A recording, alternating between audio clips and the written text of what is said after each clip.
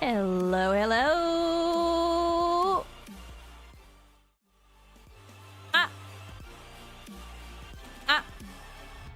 Happy Saturday! Am I gonna yawn? I'm not gonna yawn. Am I yawning? I don't think I'm yawning. I'm not yawning. Oh, boy. And welcome! Hope everyone's doing well today. I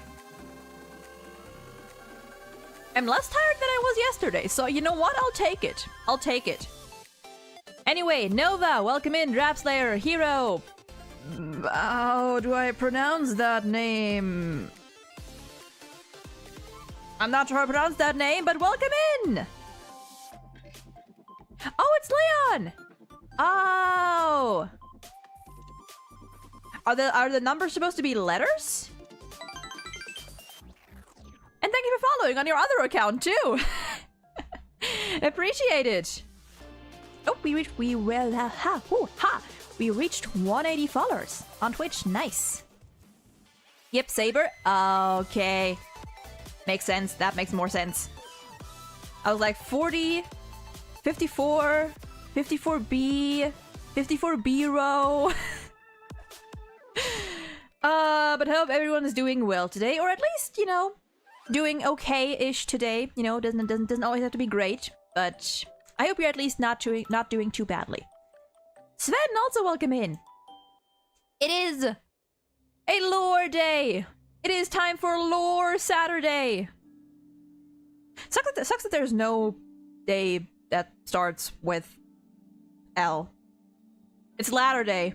It's Latter Day. When you welcome me, please say Hero 02 because Hero and O2 are two different persons. Oh. Okay, gotcha. If I remember to, I'll try to remember. If not, then feel free to point it out again. Oh god. I realized. Well, no, I didn't realize. What was I gonna say? Well, that bodes, but my brain is not braining today. Pardon me, my brain had a thought and then it just went somewhere and I don't know where it went. It's gone now. Azaki, welcome in and thank you for the hydrate. Reason for me being on my other account is simply because I'm at work, so I'm watching from my phone and was too lazy to relog. Honestly, based. Valid. I hydrated. I have my water with me. I have 2 bottles of water. I have also strawberries. Well, 2. I have 2 strawberries. I cannot wait for strawberries to be like fully in season again, because these ones are they're not doing it. They're okay. They're okay. But like they're not great. Haven't been here in a while, so I am here. Hell yeah. What are you gonna do today?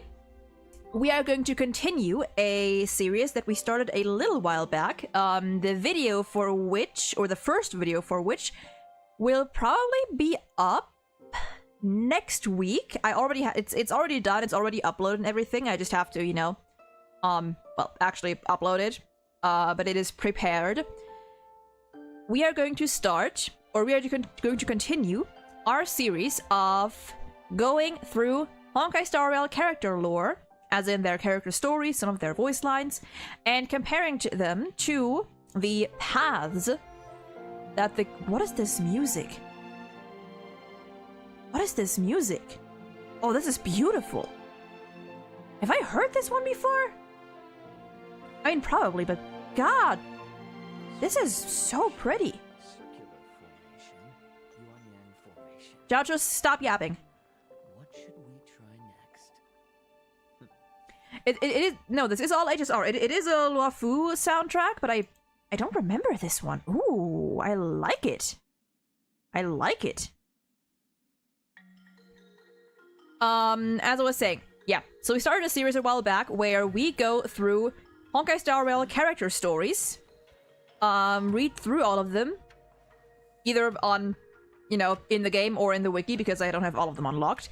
And we're going to compare them to the in-game paths that they've been assigned, and we're gonna deduce, conclude, figure out, analyze whether their lore actually fits the paths that they've been given. Because I want to do a little deep dive into the question of whether these paths that we play as are purely for gameplay purposes or whether they actually have some lore relevance. Because I've been seeing that a lot. I've been seeing arguments for both sides quite a bit. So I want to get a closer look at that. We're going through every character, all of them, starting with the 4 stars. We did last stream, which is a couple of weeks back. We went through the destruction and hunt 4 stars, and the way we're going to be organizing this or showcasing this is in form of a little tier list, which is up here. Don't mind the ad. Don't mind ad.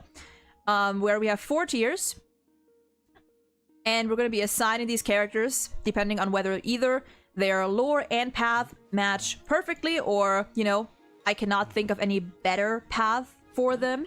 Whether it's not a perfect match, but I can see it makes sense, because, you know,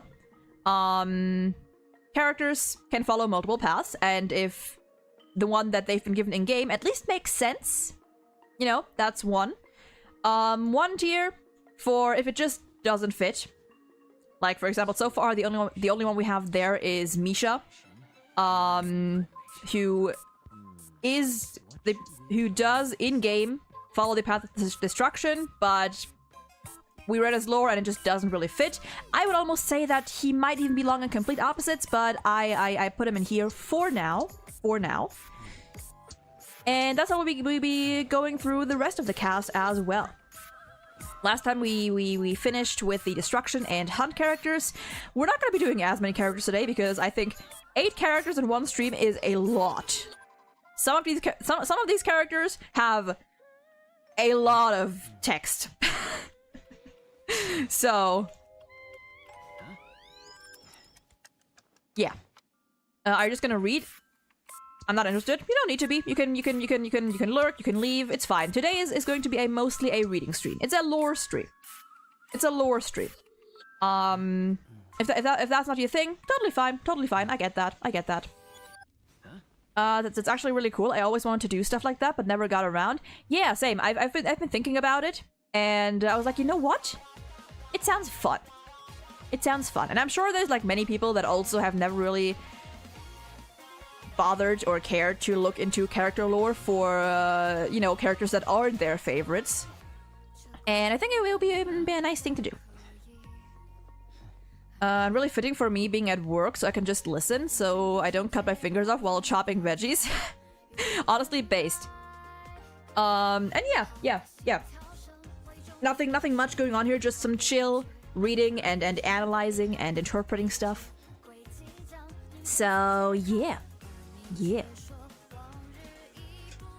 I wanted to take this, especially for the 4 stars, because currently I think we have 4, not 4, what am I saying?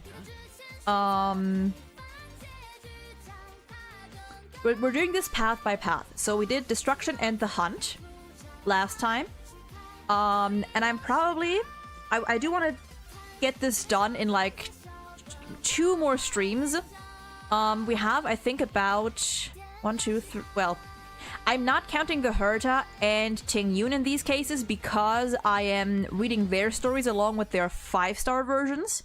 So technically we would have 2, 5, 9, 10 plus March, 10 characters left.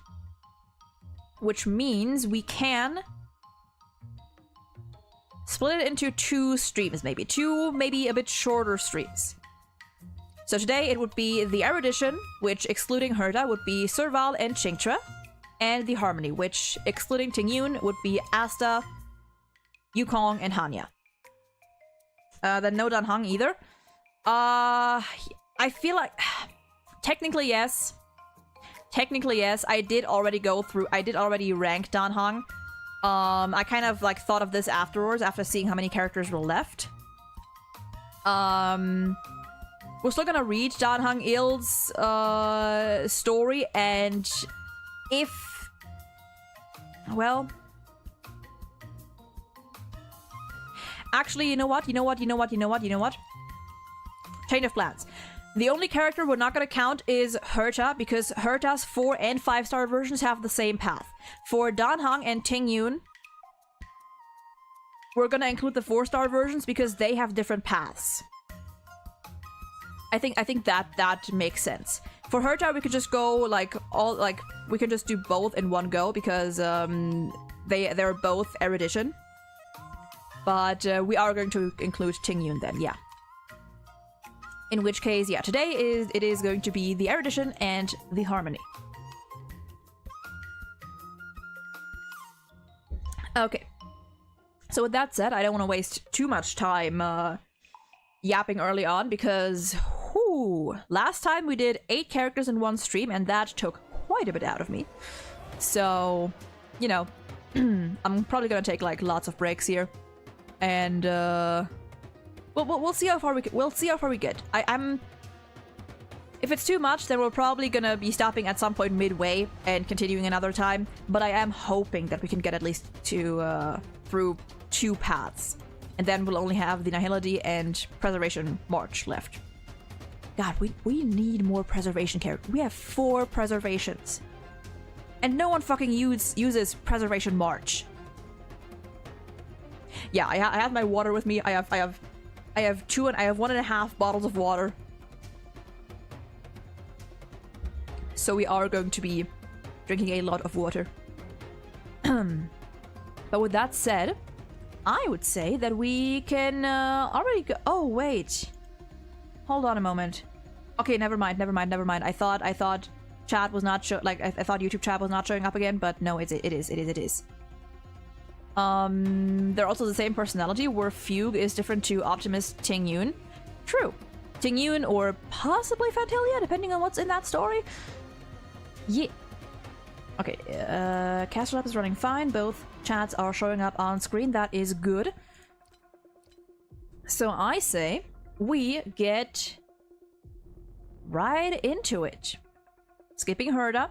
Honestly, I'm very excited to get to some of these characters. I feel like the Nihility one is going to be a fun one. Oh yeah, and we got like 3 erudition characters, 3 abundance characters left. Anyway, continuing with the erudition. And our first character, one of 2, is going to be Serval. Number 1, Serval. One of my favorite character designs in the whole game. Look at this woman. She is gorgeous. She is so beautiful. I love her colors. I love her clothes. I love her hair. I love the the bright, her hair is like glowing. I love that. She is so beautiful. Like, this is like right up my alley, like aesthetically. Yeah, her hair especially. Blue is one of my favorite. This shade of blue is one of my favorite colors, like this like dark and, you know, strong blue. And God, she's so pretty. Erudition fits perfectly. I'm glad I can use her again with Herta. Yeah, off the bat, I would say that erudition fits her. I mean, Serval is, she's very smart. She is a mechanic. She used to be a researcher. She is very, very intelligent. So right off the bat, I would say it makes sense. Not necessarily a perfect match, but it at least makes sense. Whoops, I didn't do that. And I think, how many stories do I have unlocked? I have all but 1 story unlocked. Okay, so we're gonna read that one in the wiki, but we can go through the first 4 parts here, just because, like, this text is easier on my eyes. So there's that. Also, yeah, Nihility will probably be really fun, especially, like, a certain character. Okay. So, let's get into it. Serval, the free and my dogs are barking downstairs for some reason. The free and rebellious eldest daughter of the Landau family. Once a close friend of Kokolia's, she is now a mechanic purely because she likes this job. In the Everwinter-stricken Belobog, she opened a workshop called Neverwinter that puts business on hold from time to time for outdoor rock and roll performances. And should anyone ask about her about the workshop's profits, this is just a hobby. Oh, I forgot to teach as dear. It's just a hobby, dear. I'm not short on money. She is indeed not. Neither of, I think none of the siblings are. My mic is like weirdly in the way here. Hold on. Why is my mic so... Maybe, okay. Hold on. Okay, my mic is a little in the way, but it's fine. Okay. Character story part 1. Ooh, not much, okay. This is the most talented mechanic in all of Belobog and Rockstar. Did we mention she's also the sister of Captain Japard Landau from the Silvermane Guards? Stop that. Keep the first part and leave out the second part. I'd like you not to gloss over my identity like that. I, Serval Landau, am no one's accessory. And she is right. Oh, there's nothing else afterward? Okay, let me chip in then. If something's broken, drop into the Neverwinter workshop in the why am I struggling to pronounce that word? Administrative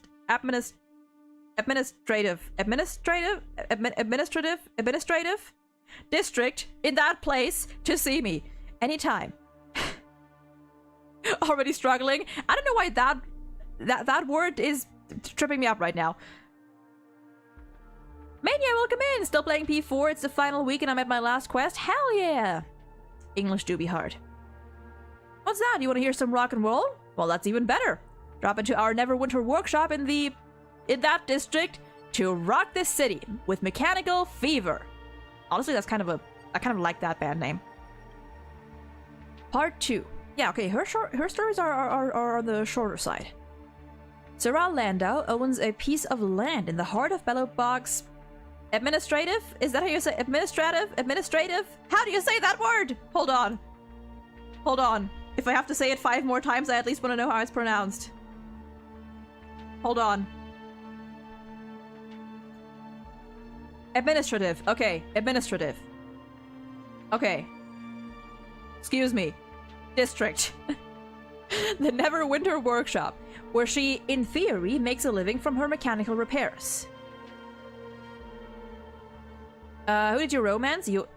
Listen, if I could have romanced Yosuke, I would have. But I went with Marie. I usually don't romance characters in Persona, but I love Marie and she reminds me a little bit of my girlfriend, so But to be more precise, almost all of this genius mechanic's time is spent repairing and making improvements to various musical instruments. Don't pay any attention to that magazine. I'm a reputable business owner. From Geomero radiators to car engines or even a Silvermane automaton, it's no trouble at all. As well as maintenance and renovations of ordinary appliances, I also provide a modding service. Like fitting an external drill bit to a snowplow or a ballistic trajectory calculator to a toaster, that kind of stuff. A ballistic trajectory calculator to a toaster. Okay. You want to know how business is going? Hey, don't ask so many questions. You know I like to fool around with music in my spare time. Anyway, I never planned on making a fortune. Life's too short. Why not plunge yourself into your hobbies? Woman after my own heart. I picked Risa because she reminds me of my imaginary girlfriend. There is romance in Persona, but the romance is like a small aspect. As much as people like to exaggerate it, like the romance plays a very small role. Like you can go through the entire game without romancing a single character and like nothing would change really. Like at most you get like a special little cutscene with them, 1 or 2, like on Christmas and Valentine's Day, and maybe you get like a tiny buff in battle, but story-wise it changes nothing. Story-wise it changes nothing. And listen, I wouldn't mind more romance in Persona, but at least let us romance the fucking guys. Let us be gay. Anyway. Where was I? Right, we finished that one.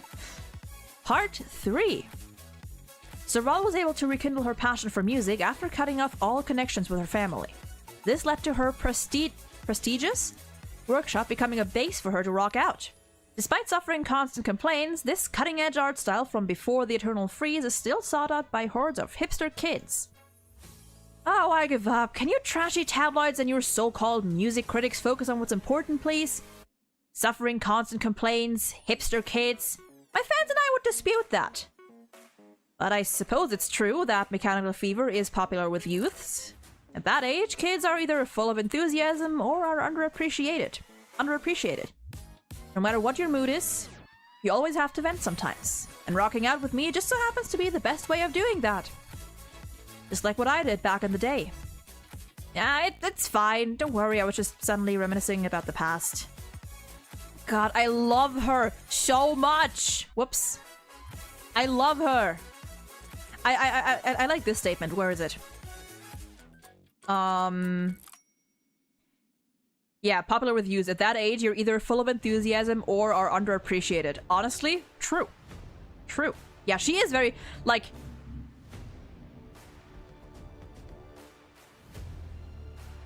Would I call myself a Serval Kenny?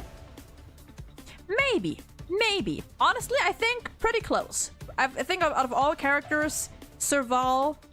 I can relate to Serval the most, or she's at least one of the few. Okay, I don't have her last story unlocked, so for that we are going to the wiki. And I managed to somewhat, like, the layout is a little bit better this time. The text isn't as tiny. So that's good, and it's not cut off either. Let's see, part 4, I think. Wait. Part 4? Part 4, yes. Do swap back here. Okay. Unlocked at level 80. Yeah, I don't have her level 80 yet. In days gone by, everyone knew that Serval Landau was the smartest out of all the Silvermane guards. 80% of the rumors about the talented elder daughter of the Landaus are based around this fact. However, those rumors were almost instantly replaced by a new piece of gossip a few years ago. Why was she, who had always been close with the Supreme Guardian, being fired from the armed forces with no prior warning? Does Serval hold a grudge about it? Everyone has their own theory. The answer to the first question is simple. No comment. This is the Silvermane Guard's top secret, I hope you understand. And as for the second question, I don't give two hoots. Think about it. Is there anything better than living out a justifiably leisurely life? Leisurely? I prefer to say that woman helped me out. I really owe her a debt. In this world, it's better to enjoy the present moment. Now, who am I kidding? If her ends are already doomed, there'll be no such thing as true joy. Honey. Last story not unlocked. Fake fan. I should probably get to leveling my characters to 80 at some point. Once everyone else... I only have Hook left. Then all my characters are going to be level 70, and then I can start on level 80, the ones that I actually play. And completing crisis and stuff. Okay. So. That... Oh my god, you know what I forgot? I forgot something. God damn it. Every time. I forgot it last time as well. I'm gonna have to edit this I'm gonna have to edit and put this part in front of us reading the story. We haven't even gotten over the definition of the path yet. God damn it. God dang it. Every time. I forgot it with the destruction last time too. Okay, first of all, what is the erudition? I didn't only remember to do this after reading all of Serval's lore. Shut up. The path presided over by the Aeon Nous. Thoughtful, logical, and strategic actions are manifestations of the path of Nous. Okay. I mean, could have gathered that, but just so we're all on the same level here. So we're all on the same wavelength here. With that in mind, 80% of mine are level 20. Yeah, I just started leveling characters at some point because I was like, I have nothing else to really do besides like artifact, like relic farming, and that can be annoying. So I'd at least want to do something that like can give me solid results, and also I just want to use more characters. So yeah. Okay, with that in mind, I still say that... Where is she? Here we go. That at the very least, Serval being on the path of erudition makes sense because she's smart. She's very intelligent. She's a mechanic. She is very innovative. Innovative. Also very creative. She is gifted in both the arts and the sciences. So I would say it definitely makes sense. She is, I mean, she is also a very emotional person, but I don't think that necessarily contradicts the erudition. Or I guess she has a temper. She has a temper. But I wouldn't say that immediately contradicts it. I'd say, I wouldn't call it a perfect match because I feel like other than her profession, we don't really have that much to go on. Just from her story alone, and I don't remember like... I remember like most of the quests that she appeared in, but not, you know, some details that may hint towards more. So I would say it at least makes sense. If I had to think about maybe which path would fit her better, I guess maybe that's a way to figure it out. If there's a path that, or at least a main path, quote main path, that would fit her better. I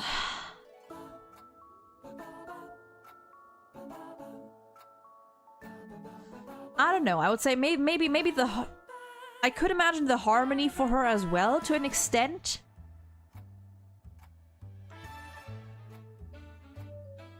I don't know. I think the erudition makes a decent amount of sense.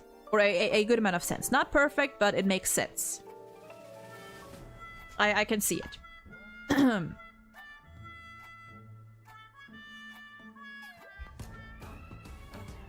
How she had a perfect match. She was a researcher, and even her hobby is fitting as she repairs and invents stuff.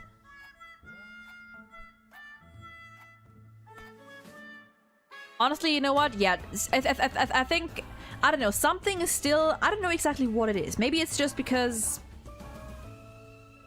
I don't know. Maybe, yeah, maybe we'll put her up here after all, because her profession does match. Her hobby also does match.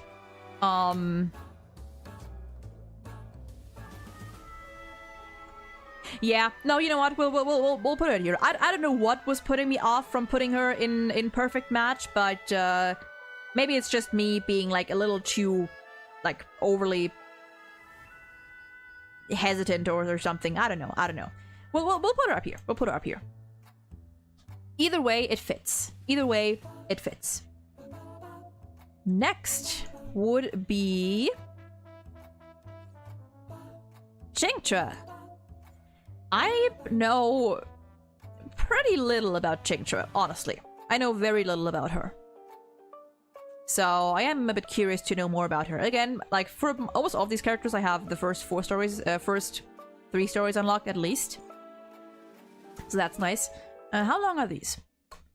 Certainly longer. Yep. Is it just the Law Fu characters that have longer stories?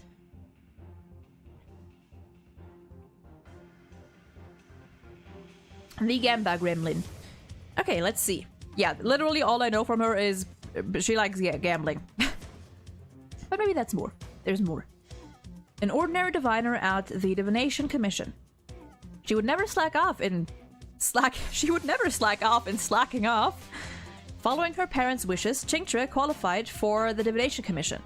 But the relaxing post she was expecting was in fact a brutal, high-intensity workplace. After several years of work, Chingtra has honed her skills.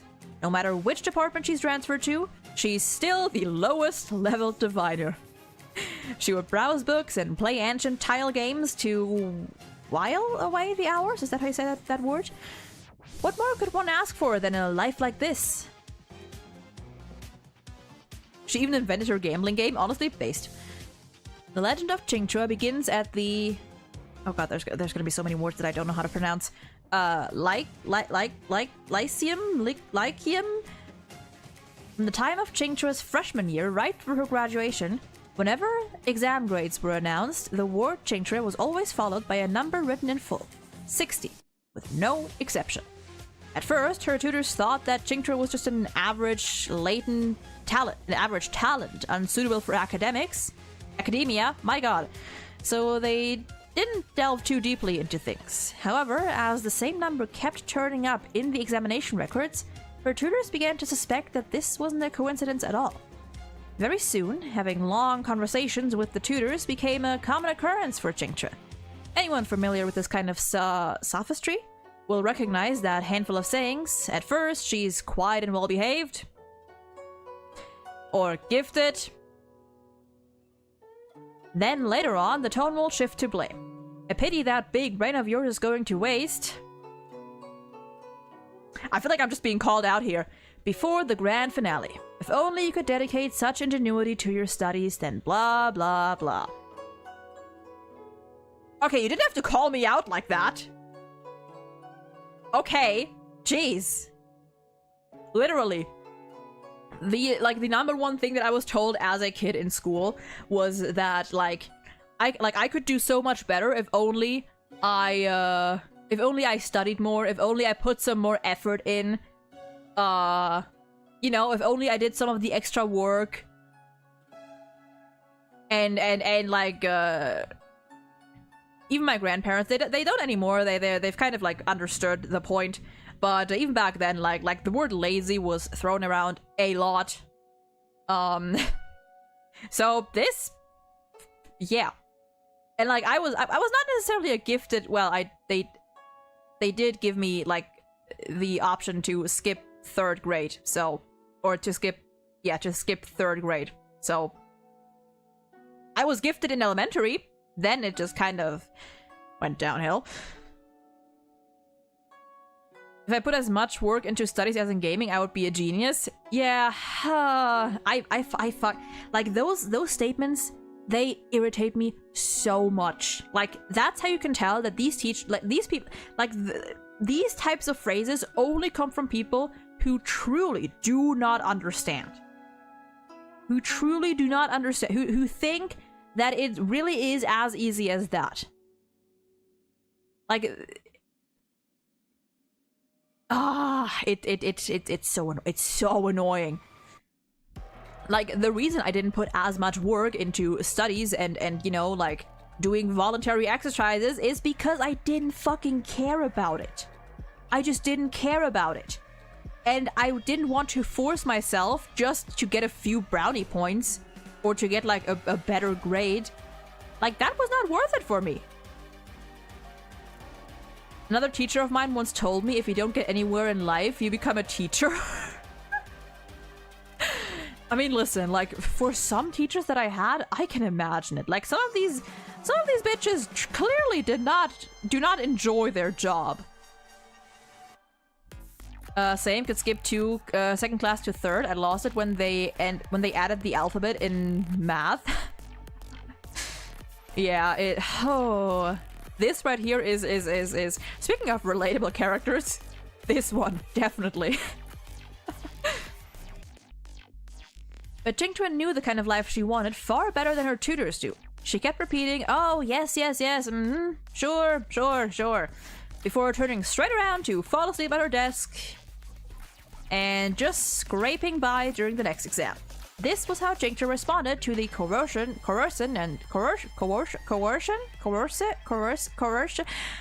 threats of her tutors. They finally ran out of patience with her. In the end, they could only leave behind a resentful message in her yearbook. It'd be difficult for her to achieve greatness. Wow. Fuck those teachers. Jeez. Part 2. During the 10+ years at the Divination Commission, Qingque kept a low-key existence, like a harmless little sparrow. following her parents' expectations and holding down a steady job, Tinctra thought she could breathe a sigh of relief. However, she didn't realize that the Divination Commission, which is in charge of gathering, collecting, and sorting information, is an endless sea of misery for slackers, with no end to the effort it demands. This high-intensity work drove Tinctra into torment from which she could not escape. However, as the saying goes, what doesn't kill you only makes you stronger. Struggling through the endless days of being a lifelong professional, Tinctra became a seasoned slacker and learned more than a few slick tricks to loaf on the job. She's transferred throughout the departments and worked under several bosses. Every time, she's always the lowest level diviner, with her numbers threatening to go even lower. It can be said that this has been pleasing. However, there are two things that still trouble her. One is visiting her parents during New Year for an annual catch-up, talking about life and her plans for the future, because she doesn't have any plans at all. The other is that pesky boss of hers, who's more accurate than a jade abacus at piling new work on her whenever she's busted slacking off. Tinctra is determined to keep improving her time management skill to escape the terror of being pursued by her superior in the Divination Commission. What a shame that Tinctra fails to understand fate supersedes her. Her every thought is well within the purview of the Omniscient. They straight up wrote, "You will always be mid."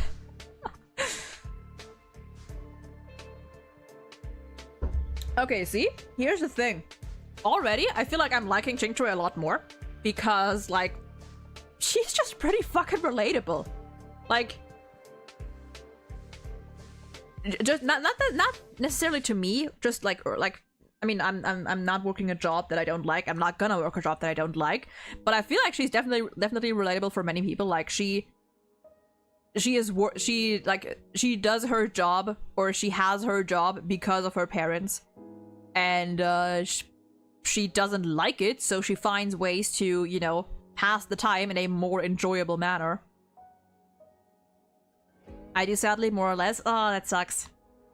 Yeah, I honestly, I do wish that everyone could just, like, actually, like, pursue the professions that they want. Because listen, like, you're gonna spend the majority of your life on your job. So you should at least make it something that you don't hate or dislike. Like, you should at least be okay with what you're doing. Part 3. The game of Celestial Jade is supposed to have been around since the days of the Primeval Imperium. But that was lost during the Xianzhou Alliance's period of long interstellar drift. Thanks to an anonymous diviner at the Divination Commission, the rules have been collated and brought back to modern-day Xianzhou, where the people are fortunate enough to have access to this mind-boggling tile game based on astrophysics and celestial phenomena. Of course, rules alone are not enough. That's why the diviner used blueprints from her repository as bait to lure in close colleagues from the Artisanship Commission into crafting Celestial Jade tiles, plus a board to play on. The auto-shuffling function is integrated into these boards, and quickly began to catch on in the Quadraboard Games parlor, which is owned by the Artisanship colleague. Nowadays, Celestial Jade is one of the most popular games aboard the Xianzhou Lafu. The diviner would joke about this in letters sometimes with her artisan friend. She'd originally wanted to use this game for nothing more than her own leisure, not to capture the hearts of millions of Xianzhou people. Now that's a completely unintended outcome. Well, it's not a bad thing, after all. If I can use this leisurely brain game... leisurely brain game to slack off out in the open, then why not go for it? Her light cone also adds a lot. Interesting, I'm gonna have a look at that then. Which light? I'm gonna have to take a look at that. There's parts of being a chef that's really awesome and fun, but then come the bad parts. Rude guests, bad pay, bad working hours, a lot of stress. Don't recommend. Yeah, I've heard that, like, working in, like, a restaurant, like, as a chef, as a chef, as a waiter, just working in, like, in restaurants can really suck. I mean, I know it from, like, my grandma as a waitress, and, even if she's usually, like, she doesn't usually get, like, any, like, really rude guests or something, but just physically, it's a lot. It is a lot. Reality sucks. That is, you are so true, history fictionologist. Welcome in. Okay, let me... Damn. Okay, there we go. And on to the wiki we go. Bow, bow. Wait, let me do it like this. Lore. No wonder I felt the urge to click the stream when I passed. Now I see you're reading HSR character's background. Hey, yes, indeed, we are. We are loring. We are loring. Hold on up here. Wait, hold on. Stories. Okay. 3, 2, 3, 4. Okay.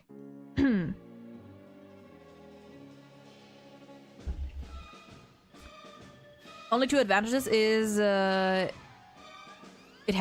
can cook awesome stuff with few things, and somehow every girl I tell I'm a chef is immediately twice more interested in me. Honestly, yeah, like listen. On the one hand, it's also sad that just a man who can cook leaves such a good impression with many women, just with many people, because apparently nowadays that is not necessarily the standard anymore, or it doesn't seem like the standard or the minimum. But I mean, hey, it's honestly cooking. I like cooking. I hate the aftermath of cleaning up, but the process I really enjoy. I really enjoy the process of it.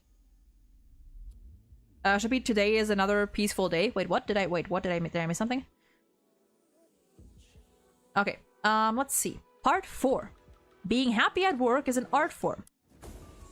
I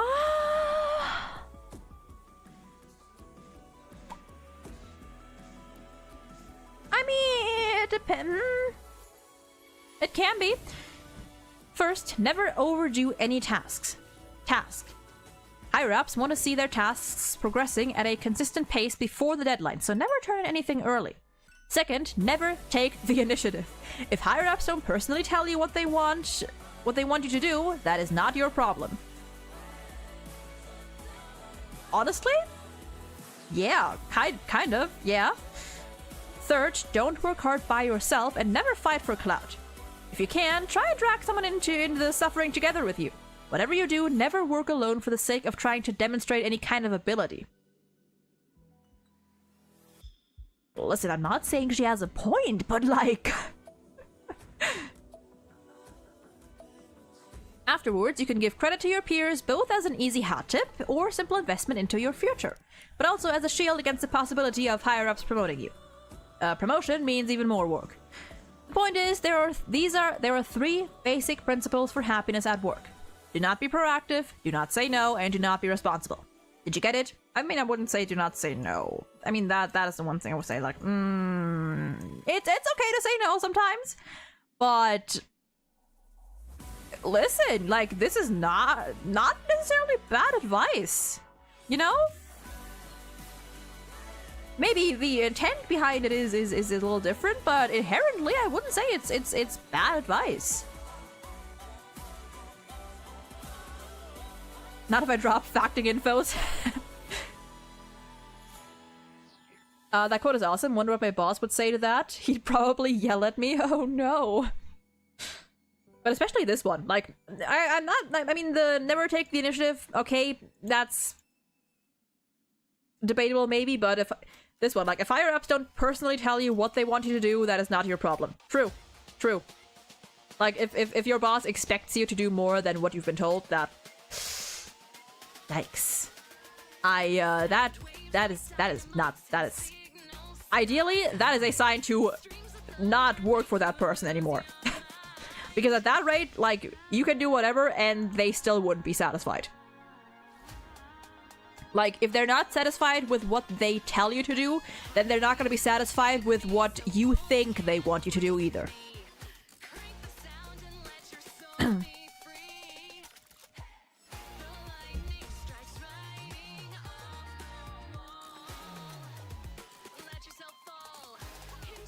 Just wanted to be funny and told that to my boss. He just gave me a glare. Oh no! Oh no! Okay. And he says a light cone, right? Oh yeah, today's a, you meant the light cone. That's the name of the light cone, okay. You know what, fine, let's read that. We're probably gonna stick to mostly character stories, and if I feel like I need more information, I might check out voice lines or even light cones. Description. There's a new book borrowed for lunch, and she just figured out a new way to play tiles. If she works slowly, the rest of her job should last exactly till the end of the day. She ducks easily into a corner. No one must disturb her in her wonderful off time, not even Diviner Fu. Just on the off chance that she does show up, then I'll give this milk candy ball to that Diviner Fu. She can't be angry after having sweets. Love that. Love that. Add to Chingchua's work advice, always play dumb, let them think you're a newbie. That one I don't support. That is like low-key, that is high-key manipulative. But, you know. Okay, so I would say...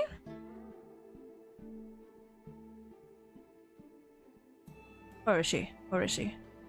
There. At the very least, it makes sense. Because it's not like she's a smart lady. She's a smart girl, smart woman. She just, you know, she picks her battles. She is smart, like... She is smart in the way that she knows... Like she will invest her brain cells into figuring out ways to slack off better. Yeah, the look on Fushman's face is I love that. Hold on. Oh, whoops. Whoops. No, stop that. Yeah, just Fushman in the back there. Oh, I like the soundtrack. I'd say at the very least it makes sense. Would I say it makes perfect sense? Honestly? Thoughtful, logical, and strategic. I think we could actually put her in perfect match. Like, just because she's using her big brain to slack off during a job that she doesn't like, I'd say that counts. I'd say that counts, you know? Like, she is still using her brain. She is still very intelligent. She just chooses not to show it. She just chooses not to show off. So I would say, great match. Perfect match. It fits. And I couldn't really think of anything better for her. Okay, hold on. Okay. There we go. With that, we are done with the erudition. Did you play the Ghostbuster event? I did not. I did not play it yet. I should be getting around to it. I definitely should be getting around to it. Is there anything in there that would support or counter her being erudition? If so, feel free to let me know. Again, if there's anything in quests or, you know, other character dialogue that I'm missing because I don't remember every quest that every character appears in unless it's like my favorites, then feel free to let me know and add on to what I'm saying. Right now, I'm just going based on character story, maybe the voice lines, and possibly light cones as well. But besides that, if there's anything extra that I'm missing, that you feel might be important, then let me know. And with that, we are done with the erudition. And our next path is the harmony. 4 characters. Let's see, how far are we? It's been about an hour. Okay.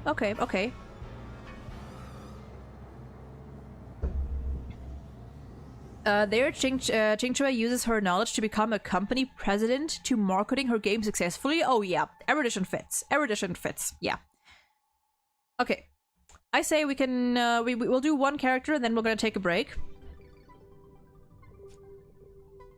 Yeah, like splitting it into 3-3 would fit. Also because I feel like these 3 are gonna...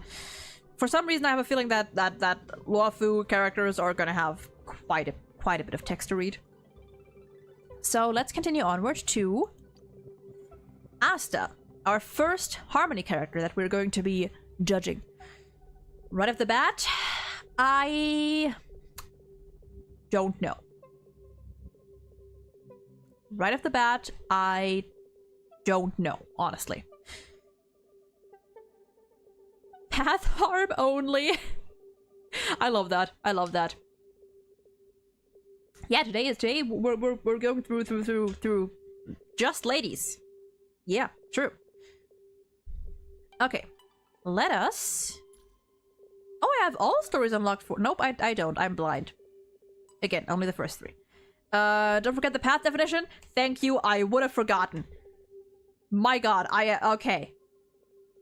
Okay, at some point, I'll get it next stream, next path, surely, probably. Okay, I totally would have forgotten. Let us go to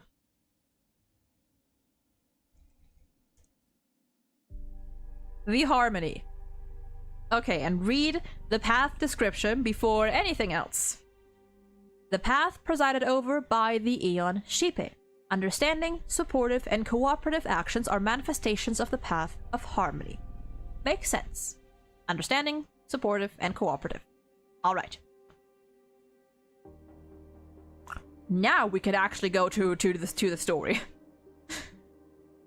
The term harm only reminds me of a video I saw. DPS Robin is not real, she can't hurt you. Proceeds to build a DPS Robin. Hey, that's gonna be me at some point with DPS Yukong.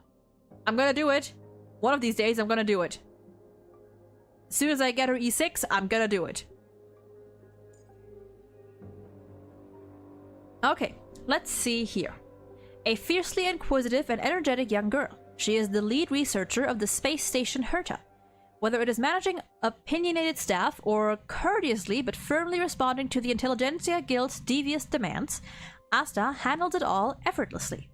After all, commanding a space station is much easier than taking over the family business. If you say so, honey. Part 1. Back when she was still a child, but was already picking out her own telescopes, Asta would always hear the faint murmurings of elders praising her. She was quite proud of this, because she could discern the quality of a telescope's primary mirror and auto-guider with a mere glance. Wow. It wasn't until she drew within earshot one day that she learned they were actually tutting and, tisking at her. How could such a little girl manage to pick out such expensive items? Personal hobbies don't exist in the eyes of these people. All they chose to see is a pampered little princess. You like stars? Oh, I get it. You're a little girl. You all like sparkly things. Yes, I'm researching protostars at the moment, sorry. I hope to name the stars I discover after myself, just like those famous astronomers of old. Is that all? Shall we name this planet after you for your next birthday? How about 2 planets? Those are actually quite cheap. Hey, where are you going, Asta? Asta!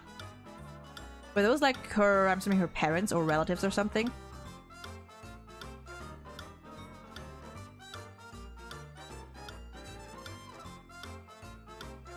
Maybe I'll let this music pass for a moment while I eat a strawberry, because I feel like this music doesn't really fit.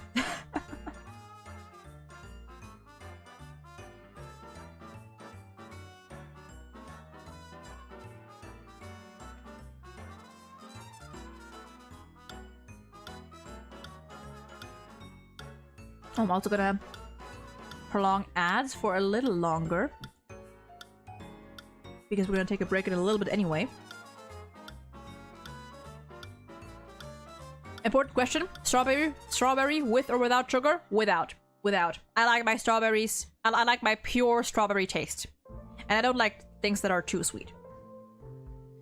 Razor, welcome in! See that random star in the sky? I named it after you. Proof. Prove it.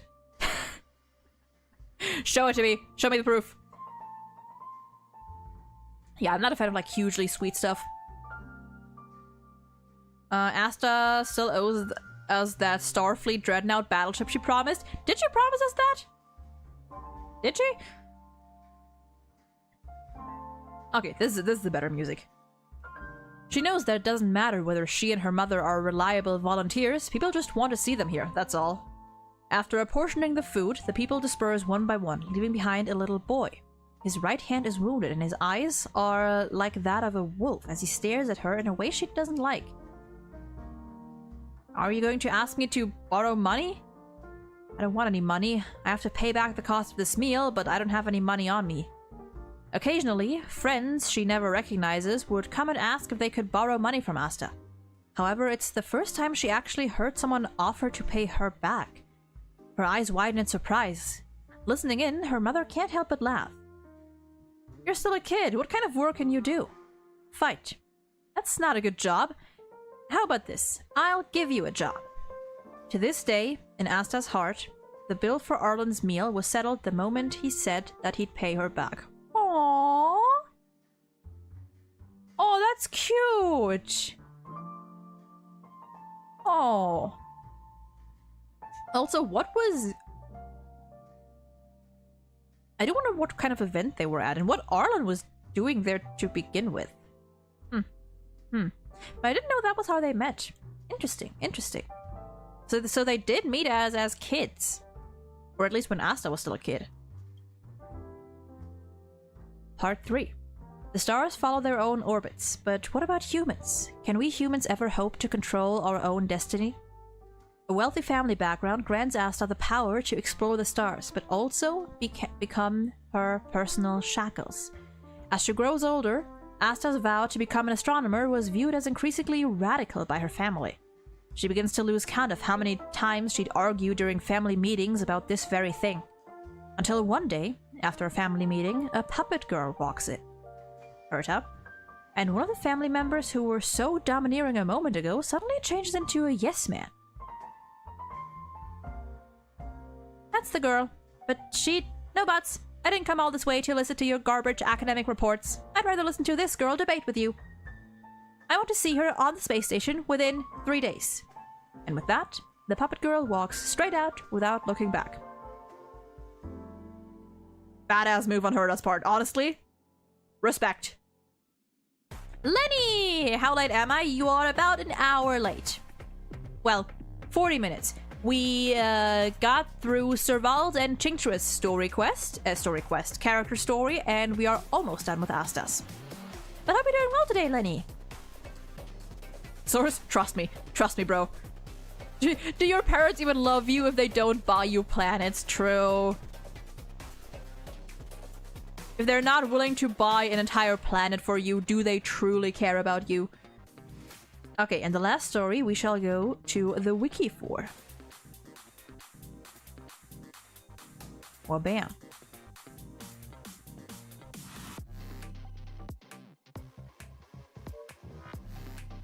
Alright, part 4. After becoming the lead researcher of the Herta space station, Asta's life is now busier than ever before. She has to manage the researchers and their differing opinions, only reply to the numerous correspondence meant for her... Reply to the numerous correspondence meant for Herta, constantly negotiate with the IPC and procure equipment from various different sources. But at the same time, she's experiencing the greatest freedom she'd ever known. Deploy the Newell Iman telescope in the second equipment bay. Set it to 100 times astronomical units and begin observation of the pre-stellar core in front of us. Pay close attention to particle density. If you discover any super dense structures, commence recording of the protostar fragmentation process at once. In her spare time, Asta would sometimes consider how Madame Herta never seems to come around anymore after Asta arrived at the space station. She even made inquiries, but was told if there's no interesting new stuff, I won't bother coming in. I'd rather listen to this girl debate with you.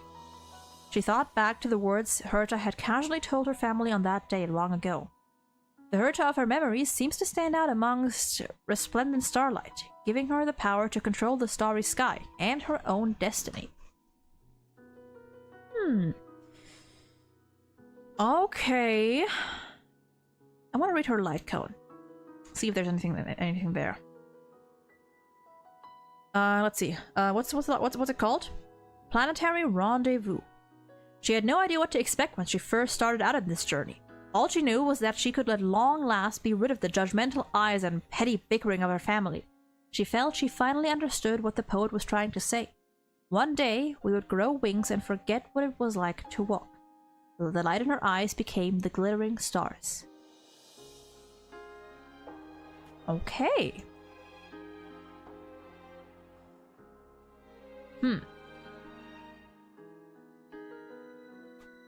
I think it is not a perfect match, but I think it makes sense. I think just due to her nature of, you know, being a basically lead, like, basically being like the head of the entire space station in Herta's absence, and being the one to keep everything together, that alone makes it at least fit. Let me check again. Understanding, supportive, and cooperative actions are manifestations of the path of harmony. Okay, now I'm thinking, would any other path fit better? Not destruction, not preservation, I think. The only other path I could see for Asta would be the erudition.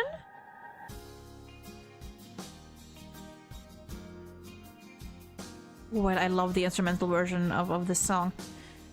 I think the erudition would also be a good fit for Asta.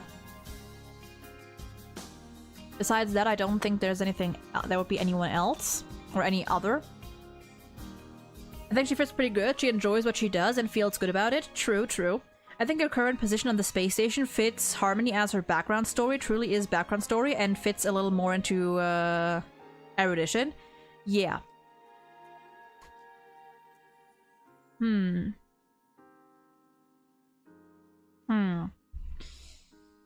we put her in It Makes Sense?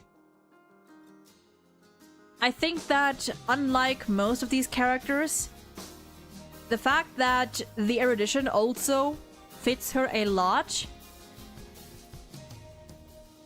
Like, the harmony isn't like the path that I think of, you know? The harmony isn't the only and best path that I can imagine, because I feel like if she was erudition, I feel like it would fit just as well. So I think we put her in It Makes Sense. That the harmony is one of her paths, one of her main paths. Okay. With that,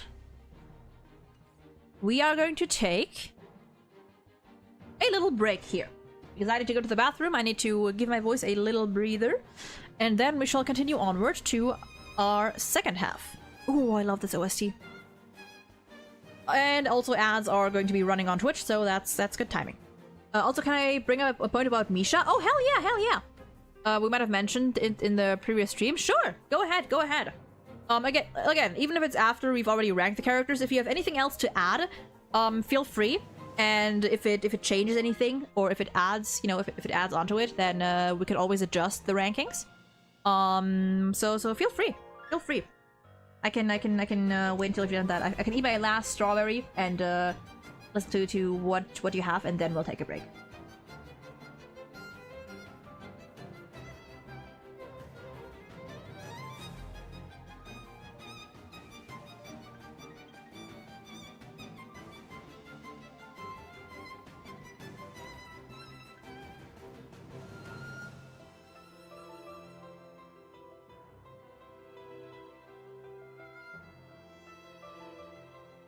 This OST also gives me, like, low-key war flashbacks from that time I did Argenti's quest, and it took me a solid 2 hours to fucking beat him. Because number one, my game kept crashing. And number two, like, he was just so, like, insanely hard. Like, for free-to-play units, the ones that I had, he was so difficult. He like to this day, I think Argenti was the most difficult boss that I fought in the entire game. Okay, so we agreed that destruction was about being self-sacrificial to a cause as well, yes. And what bigger sacrifice than your entire being for the cause of an entire planet?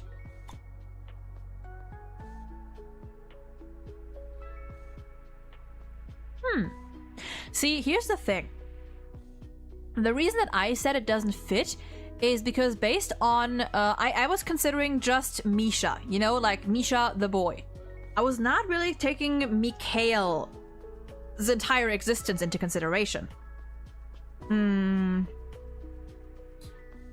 I think I kind of see where you're coming from.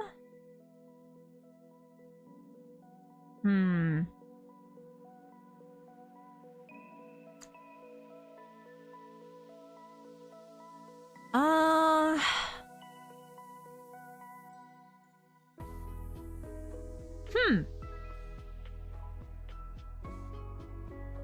Maybe... Okay, that's an interesting point. Yeah, you're right. It is sort of hard to separate the two.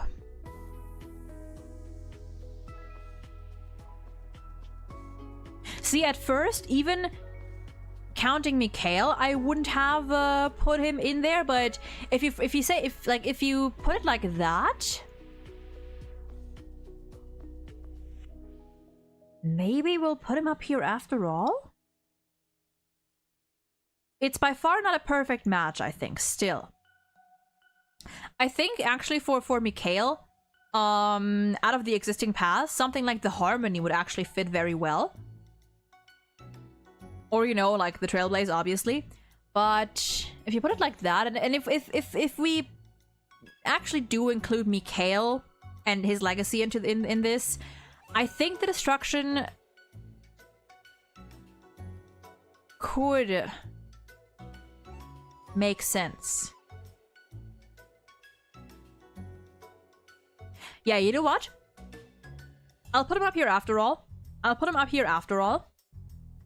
And, because here's the thing. If we don't count Mikhail, then I would say it doesn't fit, or I would almost say complete opposites. If we do count Mikhail, I can see it. I can certainly see it.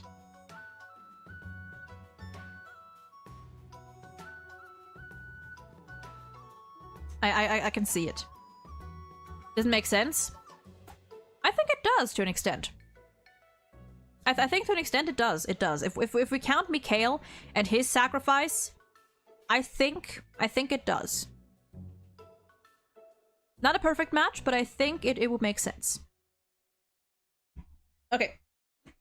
Now, we are actually going to take a break. And we are going to be continuing with the final 3 characters of today after a 10 to 15-ish minute break. So I'll be back.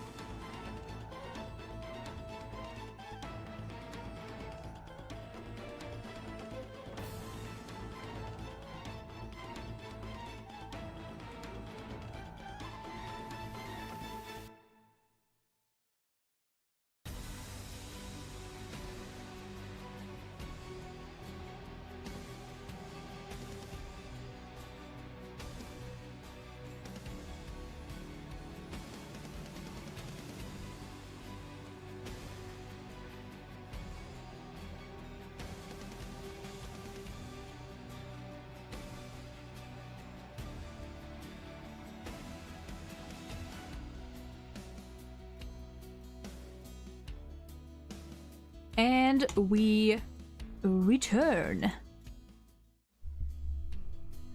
We are back. Hey.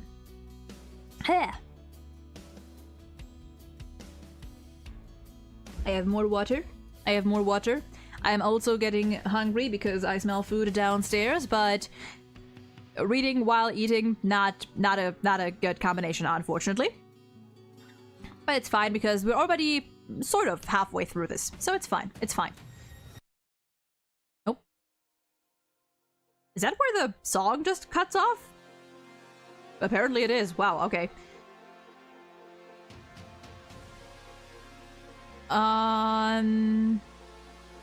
Misha's action so far on Penacony fits more the harmony. Okay, here. Despite your name being history fictionologist, I will say this, just as a general reminder, that none of this is going to be us talking about what path would actually fit these characters best. This is not about analyzing which... This is not about assigning any path to a character. This is about looking what we are working with, and based on the character's lore and their actions and decisions and whatnot, deciding whether what they have now makes sense. Just as a reminder. Just as a reminder. In which case, I do actually think that there are definitely other paths that would fit Misha and Mikhail better than the Destruction. For sure. Absolutely. But with Lenny's argument, I do think the Destruction can make sense if we factor in Mikhail and his actions. His sacrifice. Unfortunately, I can't hand you some through the screen. No! It's fine. It's fine. I've got dinner ready. I just need to heat it up later. So at least I don't need to wait after stream. Okay, let's continue our second half of this, or of today.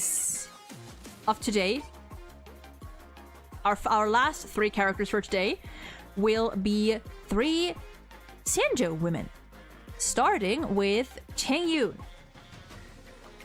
At least I am assuming this is Ting-Yoon, which I guess we'll see based on her story. I would assume this is going to be based on Ting-Yoon and not Fantalia?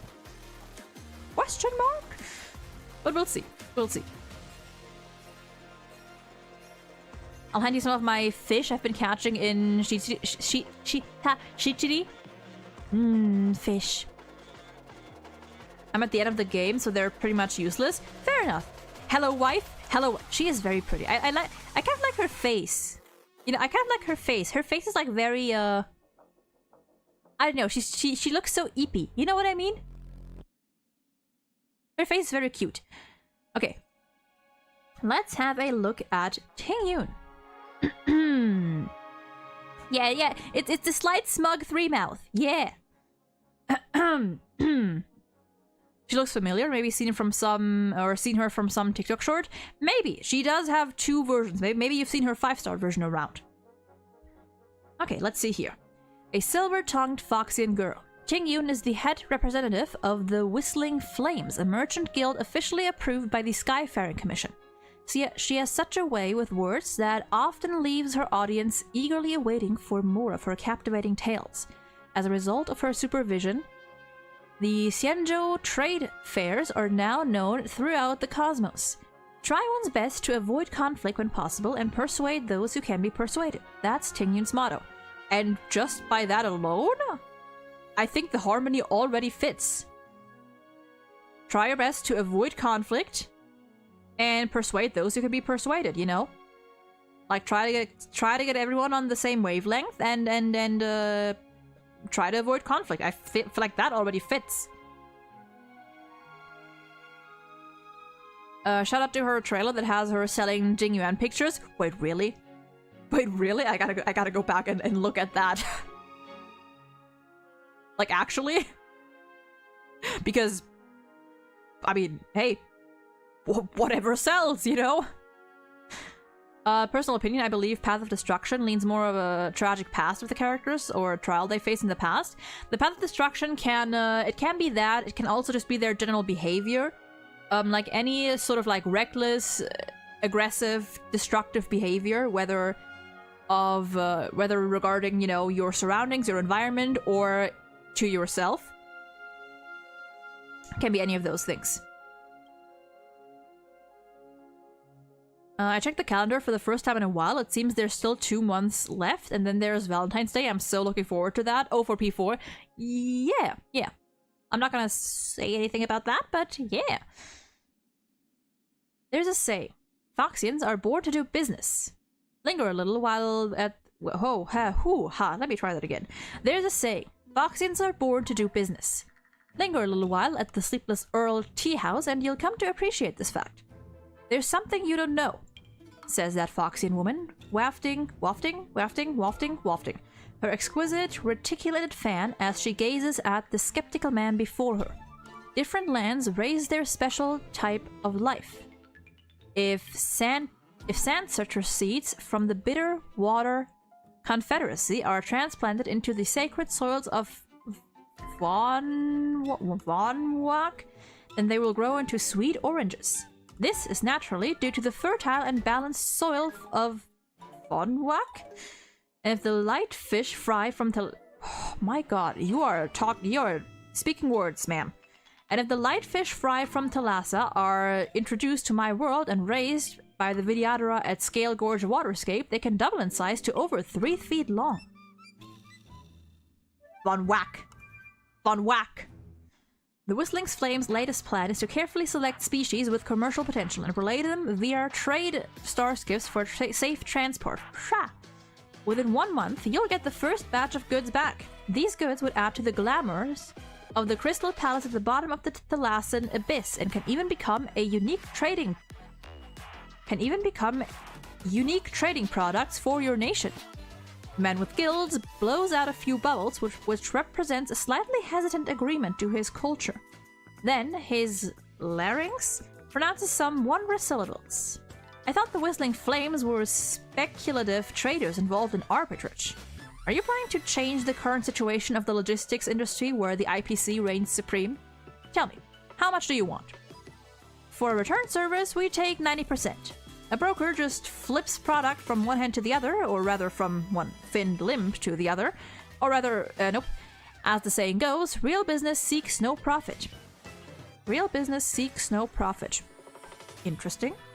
Only by benefiting others can we hope to benefit ourselves. As long as the Lord of the Abyss in the Crystal Palace ascends, then I'd like to enter into a a permanent partnership. What do you say? On this day, Tingyu not only closed on a deal, but also formed a new friendship for the Alliance. Yeah, for some characters, like their past definitely, destruction definitely is written all over their past as well. But we'll get to that. These are all 5 stars that we will get to in a bit. Well, not today, but soon-ish. Tingyun was always different from the others. Foxians are synonymous with the quick and the agile. Their lightning-fast reflexes and keen senses have resulted in this, and it also makes for cheeky, playful, juvenile Foxians. But Tingyun? This pointy-eared girl always looks fluffy and soft. Not only does she not vigorously pull on others' fur when meeting someone, she herself remains calm, even if someone pulls on her fur. With an innocent smile and her sweet voice, she would even urge the other person to stop. Oh, it's not hard to understand differences in human nature, but compared to her Foxian peers, all busy tearing up their homes, Tingyun, who'd never been any good at combat, frustrated her parents who both served in the military at the Skyfaring Commission. Seeing as Tingyun wouldn't inherit the family business, the two shook off their prejudices and let their daughter blossom freely. As a result, a dazzling new star of trade dawned aboard the Xianzhou Luofu. With a warm personality and talented skills, this Foxian girl successively completed trade missions to 16 different planets and re-signed another bilateral agreement with the IPC. The famous Xianzhou the famous Xianzhou Trade Bonanza, the Grand Fair, also developed into a famous fiesta under her advocacy. Fluffy and soft. Moment of weakness. You know what? It's fine. I get it. I get it. She does have very fluffy. She does look like very floofy, you know? Very floof. Okay, that was her first 3 stories. Let's go over to the wiki.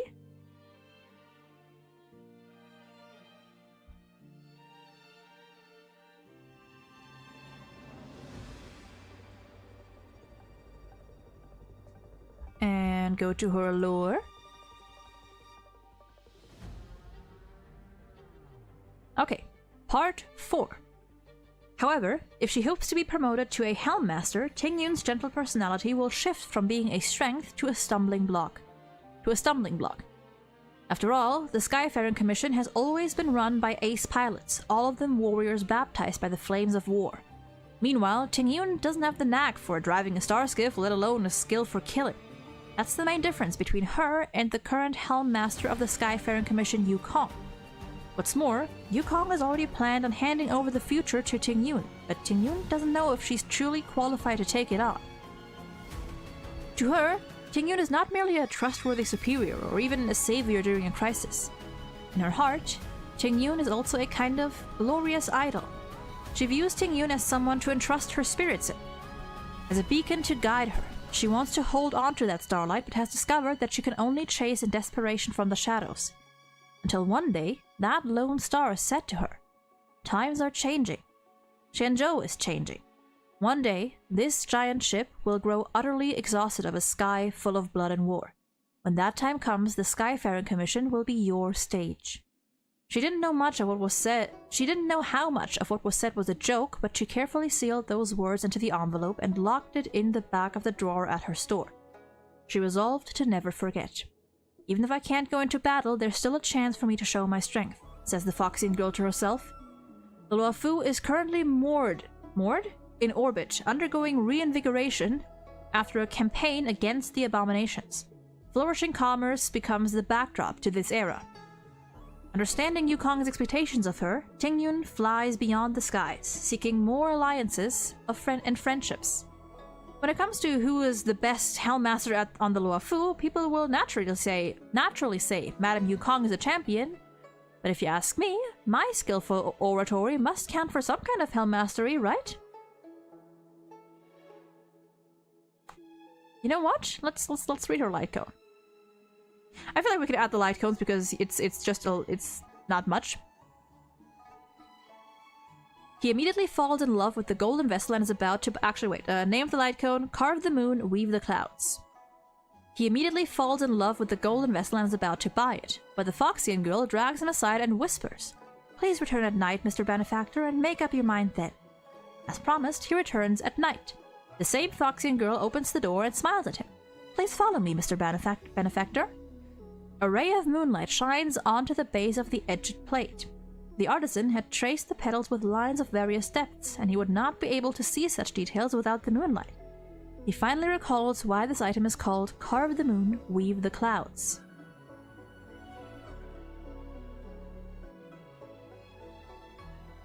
Where was she? I think it fits. I think it just fits. I think there's not much to say here.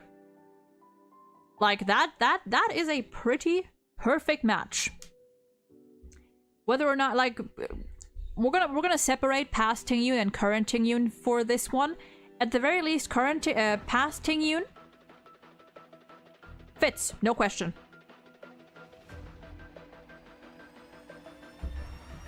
She's a very gentle creature.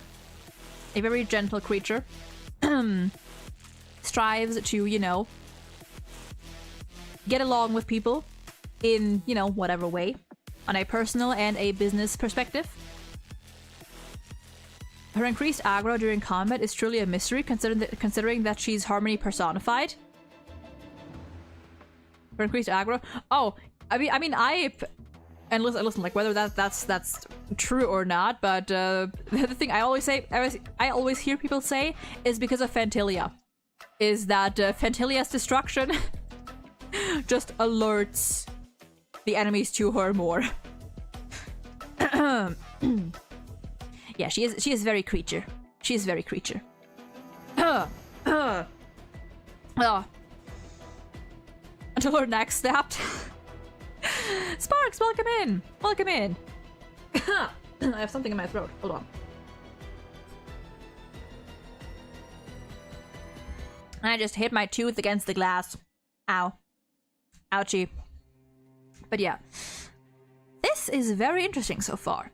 So far, we've only had one character where I wasn't fully sure.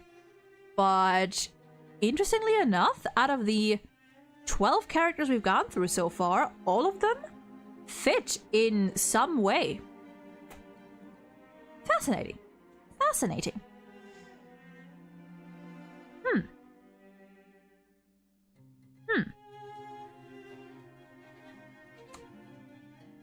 Interesting. Okay. Let us move to our next character. After Qingyun comes her mother. I freaking love Yukong. That being said, I also do not have her story 4 unlocked. One of my first supports, whom I've used quite a lot. And I really, really do love her. I want to use her more. I'll be honest, I take advantage of that and made her use defense relics. Honestly, yeah, fair. Yukong she's also beautiful. She's also very, very beautiful. Let's see. Yukong, right off the bat, I would say could fit. Could fit. Nothing strong yet, but I say it could fit. Let's see here. The Xianzhou Luofu's head of the Skyfaring Commission is gentle, yet seasoned and authoritative. Having been a pilot since young, she had become the Commission's head with her outstanding combat achievements. Yet she no longer flies due to a particularly brutal battle. Now, her shine had already dimmed as she shifted her focus to official duties. But she's always seen guiding the course of the Luofu. Okay, a guiding figure. I'd say wife, but she's already married. True. True. I still say wife. I still say wife. Part 1. You know, only 3 kinds of people can work for the Skyfaring Commission. Those who have the gift of gab, those who seek excitement, and those who crave to return to the stars. No exceptions. We are different from the Xianzhou natives with their unending lives. Even though Foxians are also considered a long-life species, our lives span only 3 centuries. Therefore, many of us are more passionate about enjoying the fun in life. Chasing the best moments in life with all our heart and soul. Me? I'm currently... Wait! We have an exact age for Yukong? Wait! We have an exact age? We have a canon age for a character? Yukong, I mean, depending on maybe a couple like years have passed since then, I don't know. But Yukong is about 250 years old. Canonically. Wow. Wow.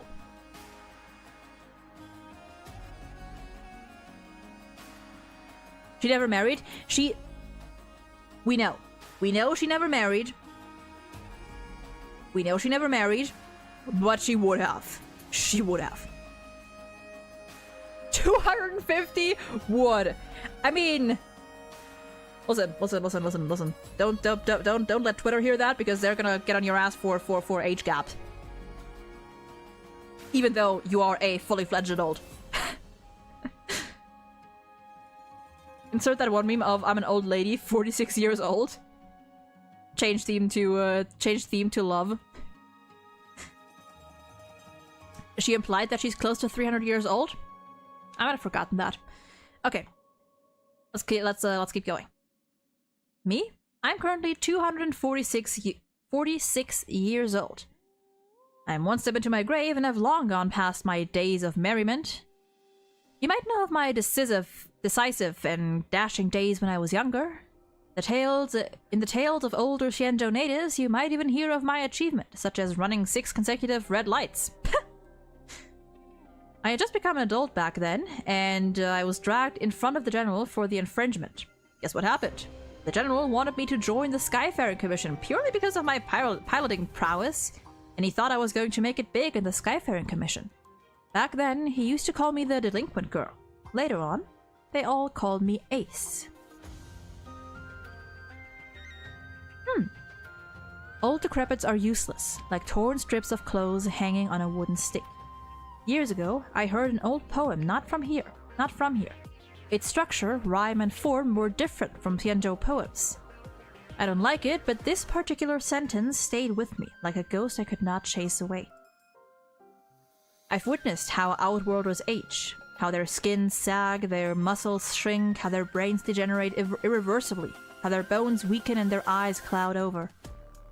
I can understand their envy towards us. I used to think the same way, that we will never grow old, that we will maintain the same appearance of youth. Every time we head out for battle, I always promise my comrades, you just worry about holding onto your weapon. I'll bring you back to Xianzhou. But I broke my promise. After that fateful battle, only I returned to the Skyfaring Commission, dragging my own damaged body. I can never return. I understood that then. From then on, I tunnel-visioned unofficial documents, abandoning any dream of returning to the sky. I grew old. That was not a... bad timing on that one. Well...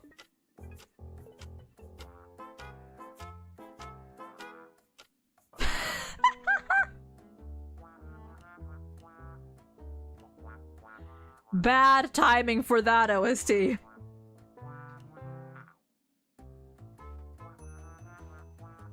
Well, when you do bad things only to achieve greatness in the end.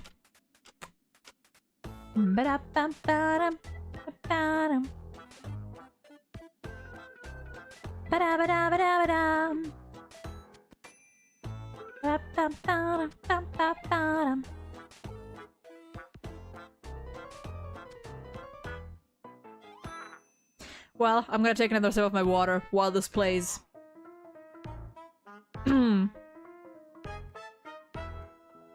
Oh boy.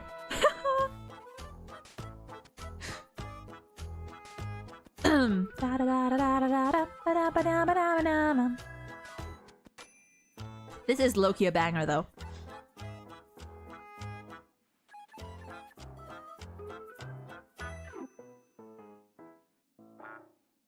Okay, can we get a better one, please?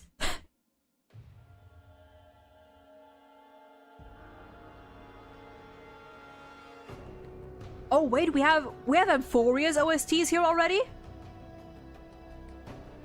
Oh, you know what? Sure, we'll take it. We'll take it. Oh, they added Amphoria songs already. Nice. Nice. The plot in this story is just the opposite of Xianzhou natives like yourself. This story came from beyond Xianzhou. The story tells of a young man who made a deal with a deity. He wished to be immortal, to be deathless. The deity granted his wish. He would never die, but his body would continuously weaken and wither eternally. He would carry the burden and sufferance of the old age and perpetuity. This was all because he dared to dream about an unchanging flesh. At the end of the story, the old man who told me the story expressed the sentiments above. Perhaps to Outworlders, the Xianzhou ships are dreamboats of bliss that traverse the ocean of stars, where people will spend their everlasting lifespan in enjoyment of sublime happiness, never knowing the pains of separation, aging, and death. In my opinion, that was not the case.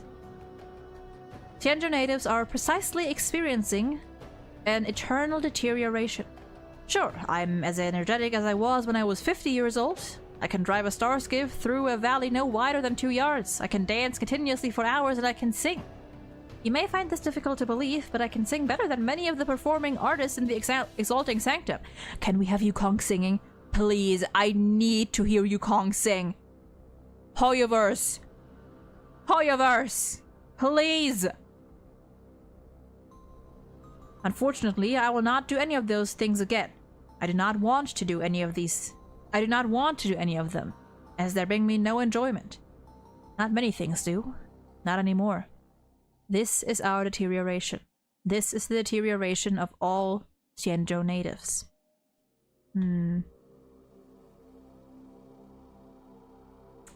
Interesting.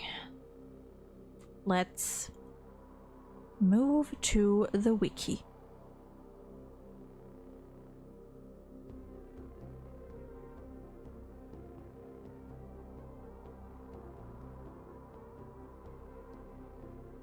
Let her sing next Lunar New Year festival or something. Bro, that would be amazing. I would love that. I would love that. Part 4. Kites are mementos of fallen pilots. Take good care of them. Let them take off once more in place of those pilots who cannot return to the sky. When I crawled out of the burning wreckage of the star skiff, I saw the sky of that bloodless and emotionless planet, untainted by an atmosphere. It was the most beautiful sky I'd ever seen, but all I could feel was unbearable sadness. I could only creep on the earth like a blasted ant, staring at it with bated breath. In my dream, that was the day I died. I think about it a lot. I think about the past. I have seen dead suns. I have seen sentient planets. I have seen the Rainbow Arbutus Lux Arrow. I have seen too much. I have seen too many stars. I have seen the demise of too many lives. I have seen the births of too many beings. I have seen too much. I'm getting old. I think I'm getting old. I will die. My wings are broken. I can't go back. I think I'm old. I can't go back. I think I'll die.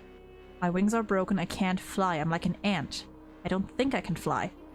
I think my wings are broken. I want to go back. I want to go back to the sky. I want to go back. I want to go back to the sky. I want to go back. I awoke from the dream. I need to go back. The sky belongs to me. I crave to return to the skies. I will complete the final flight of my life. Ooh.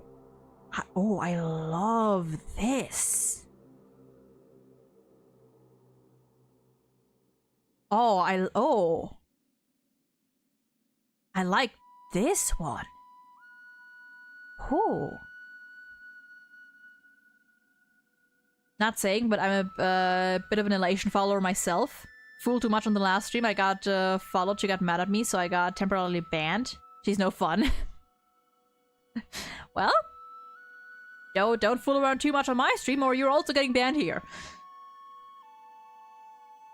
This was I've not read a character story like this before, I think. I like this one. Huh.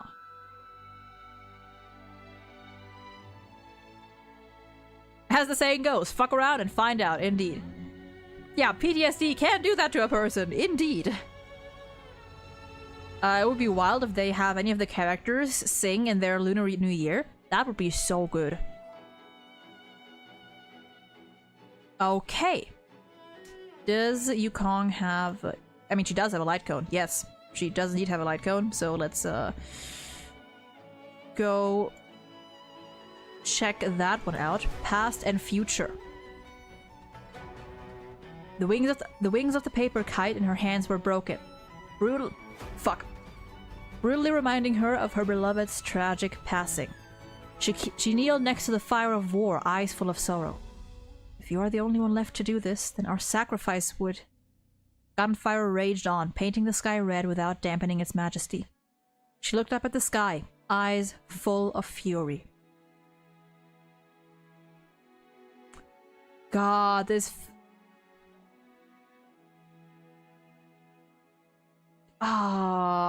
I love this light cone. I love it.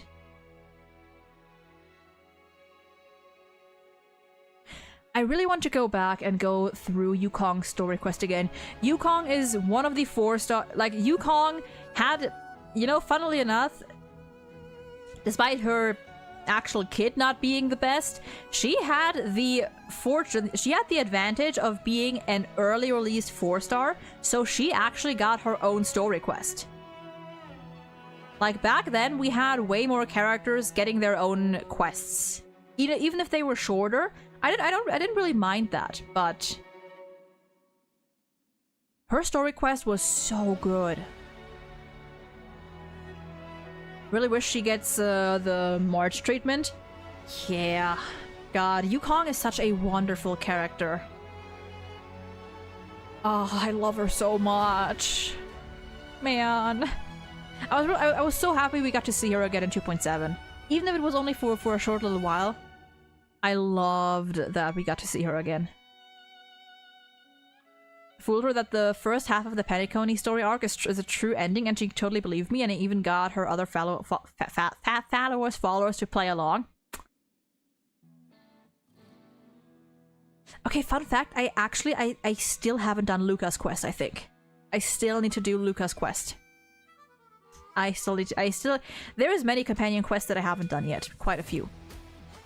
Ooh! Bow, bow, bow, bow. Boot Hill said, enough depression. Bow, bow, bow, bow, bow. Banger. Okay. Yukong and the Harmony.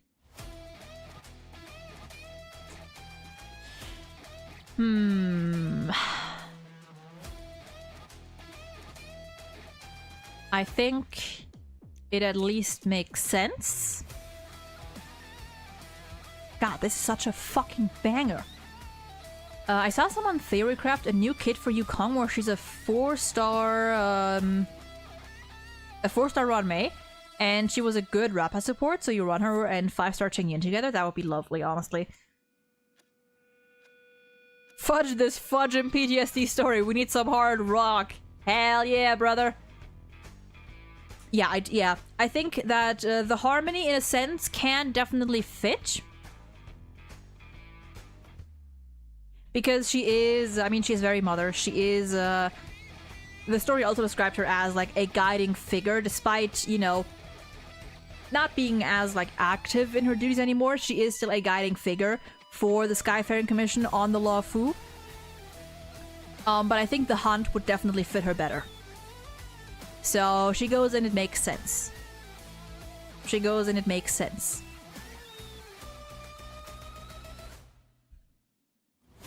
Yeah. Okay, I'll put her here. I'll search her now and put her up so I can actually find her. Because our next and last character for today is going to be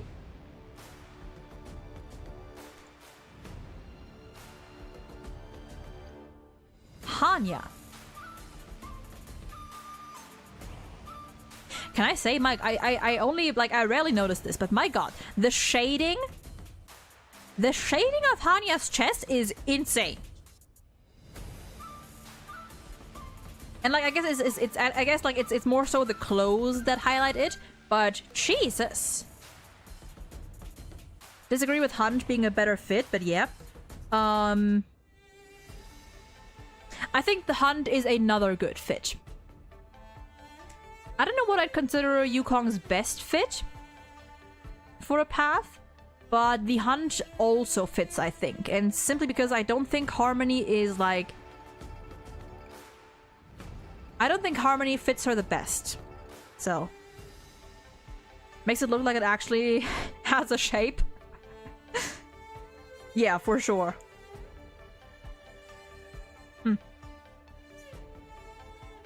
Some kid just told me that marriage is the graveyard of life. I fear for that child's future spouse. Whoops. Okay.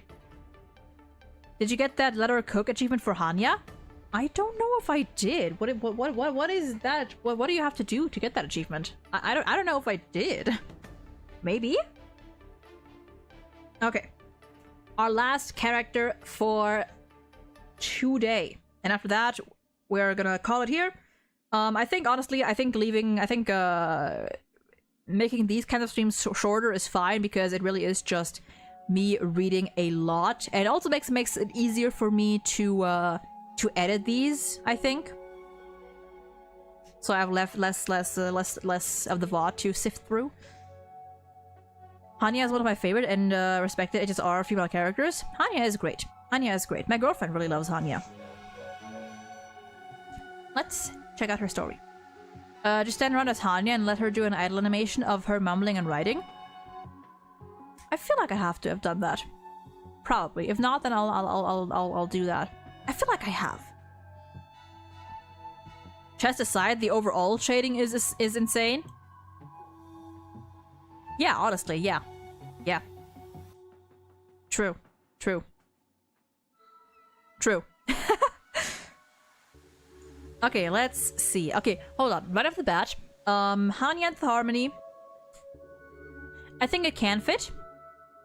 I think it is interesting that she is Harmony while Shui Yi is Destruction.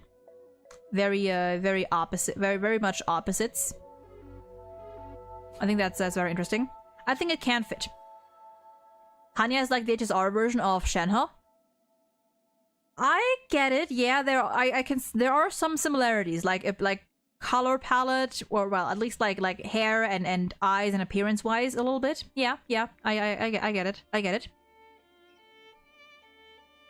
Okay, let's see here. Hold on. Water.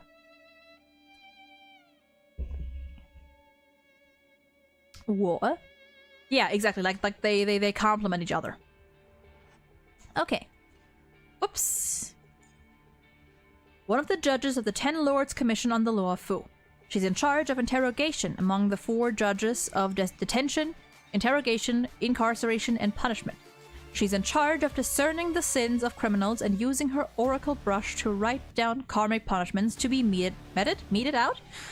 Since her daily work relies heavily on oniromancy? What is that word? What does that mean? What is that? What does that mean? A form of divination based upon dreams. Also uses dreams to predict the future. Interesting. Interesting. I didn't know that was a word. Now I do. Oops. She has been constantly struck by a tremendous influx of Mara-tainted karmic information and grown detached from worldly matters. Only when in the presence of her sister, Shui Yi, does she reveal a glimpse of her tender nature. The colossal coffin, resembling a desolate vessel adrift in a tempest, sways amidst the tumultuous currents of the ocean of consciousness. Waves of anger, longing, hatred, fear, and exhaustion crash upon her, like colorless surges propelling her from one turbulent realm to another. Like a drowned soul, she finally lets go of her individuality and dissolves into the boundless ocean of chaos. There was a time when she held the role of an officer in the Realm Keeping Commission, constantly dealing with mountains of mundane duties, yearning for a promotion. Eventually, after a sharp snap that echoed deep within her mind, she started wandering the streets like a mindless corpse. In the next moment, burdened with immeasurable grief, she submerged her baby with birth defects in a vessel brimming with starskiff culture medium, despite her and her husband's eager anticipation for their newborn baby. Jesus. Once a Cloud Knight, she was ruthlessly struck down by a wolf's twisted paw, her face maimed by its sharp claws, carving a twisted smile. Whenever she smiled, the wound induced excruciating pain in the years that followed. Her divination revealed that her life teetered on the verge of oblivion. In despair, she overhauled the matrix of prescience's calculation terminal, attempting to access its core to utilize its full power. However, the Matrix's power ravaged her mind mercilessly. She smashed her meticulously crafted contraption as well as the foremen who had intentionally made things difficult for her. At that moment, she realized she would never achieve her dream of becoming a craftsman. But what else could she do? She became every one of them, all of them. Yet at that moment, like an ink droplet descending upon her vision, an image swirled and dissipated. Beneath azure skies, undulating waves of wheat surged and seethed around her. A nimble pair of hands gently crowned her head with a wreath, Oh, that's... Oh, that's, shui, I'm assuming. Like that light cone. She allowed the foliage, leaves, and fragrant blooms to encircle her, just as the tender hands had embraced her. That familiar warmth jolts her from the deluge poised to consume everything. She realizes that she is not any of them, nor the sum of their forms. In that fleeting instant, she dwindles into a minuscule droplet within the ocean of consciousness. She recalls her name and her duty. She is a judge of the Ten Lords Commission, bearing the code name Hanya. Observing her awakening, the Arumaton, stationed beside the coffin, commenced a rapid flurry of writing, its movements too swift for the naked eye to discern. The verdict of her judgment has been revealed, and the names that materialized within her dreams are transcribed onto a jade abacus token. As twilight melds into night within the delve, the countless souls will bid their final farewell to the mortal realm, unaware that the precise moment of their demise had been recorded by someone within the innermost recess of the Xianzhou ship, and within a few hours, the woman will no longer retain any recollection of them. Ooh. Oh, that's interesting. That's interesting. So, hold on.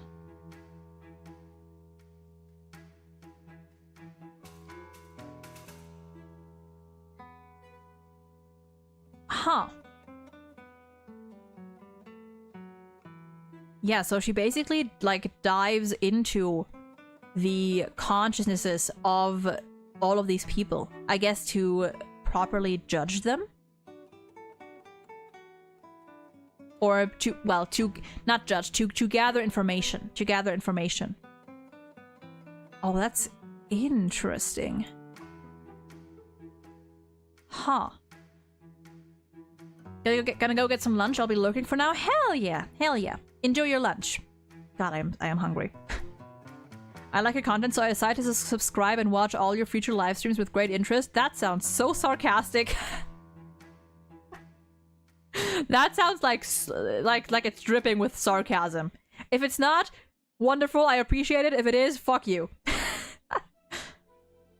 Much as I want to stay and listen to the rest, the restaurant opens in a few minutes, so I need to get going. Hope you have a nice rest of the day and stream. See you next stream. Hell yeah! See you again, Leon, and good luck at work. Okay, let's see. Part 2. On the opposite side of the coffin, a white-robed judge stared at her with an unwavering gaze. In the absence of smiles, that once familiar face now looked particularly alien. The judge extended their hand, and a golden jug sat in their palm. Enclosed within the jug is a liquor as green as jade, an emerald eye that glares unblinkingly at her within the dark vaults of the Hall of Karma. Is it time to drink again? I almost forgot. She rose from the coffin. Why are you bringing me the wine instead of Yepo, sister? Yepo, you don't remember, do you? Her sister's eyelids close halfway. That is how her sister expresses concern. However, the ingenium forming her sister's body lacks the finesse to convey this expression, rendering it instead akin to a gesture of drowsiness. Yepo pursued the disciples of Sanctus Medicus and suffered fatal injuries. The Ten Lords have granted her permission for demise. She hurriedly changed the subject. How was the target you pursued today? Were they difficult to deal with? Very difficult. He broke one of my hands and shattered my patella as soon as we met. The scoundrel seems to have knowledge of the composition of ingenia, indicating that he is indeed the skilled craftsman from the Zhuming of all those years ago. I have recorded his moves. Through studies and contemplation, I will one day find a way to counter him. She watched her sister recount that narrow escape from death with apparent indifference, as if discussing the breaking of an inanimate object. We will have to bother Huohuo again. We will have to bother Huohuo again to repair you. Well, Huohuo, she was promoted to judge about a dozen days ago. Currently, Sholing is in charge of maintaining the ingenia.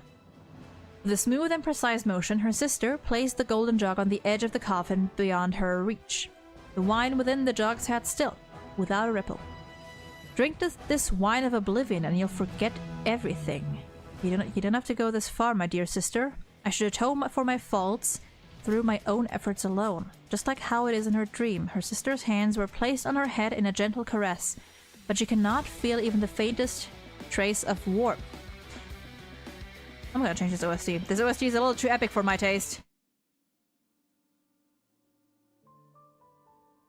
That's better.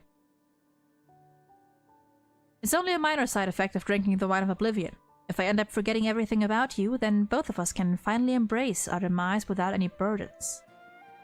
By the benevolence of the 10 lords, this premise has been recorded in the depths of the Hall of Karma. And at that moment, we shall relinquish all and enter eternal slumber. She leans forward slightly, pressing her sister's cold hand against her cheek.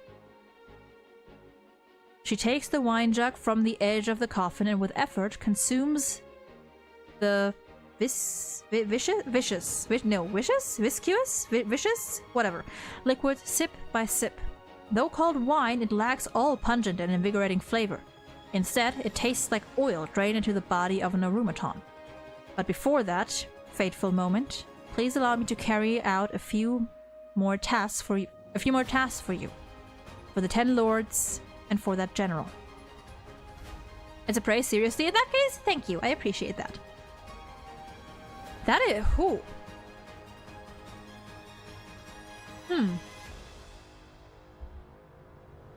Interesting. The Yapping Sisters, they do have long stories. The wine she imbibes transforms into a dense pill of mercury, coursing through her limbs and bones, memories she refuses to recall, fragments of her human existence. From millennia past, resurface momentarily before gradually fading away. She saw the crimson star known as Rahu suspended high amidst the clouds atop the Xianzhou Changshan, pulsating like a beating heart, slowly cracked open, revealing a core composed of rocks, tendons, and branches. It voraciously consumed and gave birth to countless offspring, resembling a ravenous predator, feasting on or a mother on the verge of delivering. Ugh.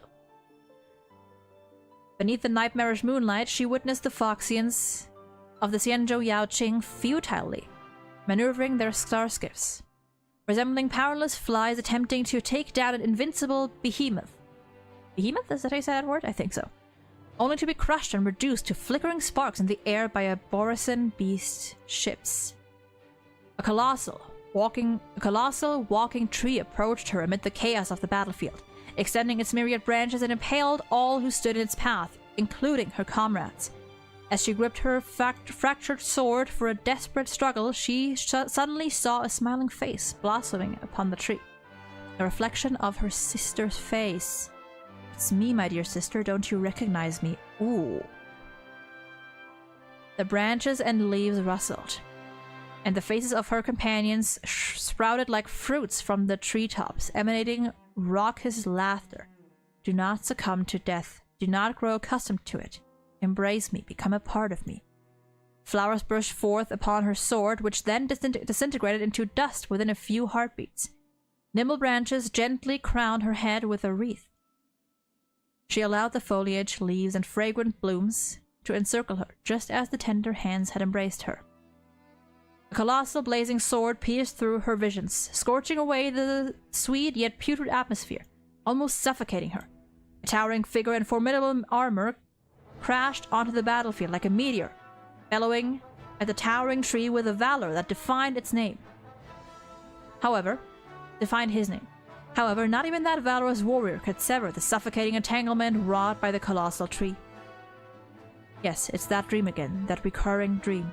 No matter how many draughts of the wine of oblivion she consumes, she simply cannot escape the nightmare. She gulps down the wine with visible effort, desperately, until the dream finally transforms into an enigmatic wisp of smoke. All that remains is a solitary thought of a restful slumber, bidding farewell to wakefulness. Yeah, fuck Shuhu, man. I do like that Shui Yi's and Hanya's stories sort of like parallel each other. Like, partially, like, in the phrasing, obviously, you know, their experiences, their backstory, obviously, there's gonna be some overlap, or, you know, like, a retelling of similar or the same circumstances, just from different perspectives. I like that. And now, the final one, let us go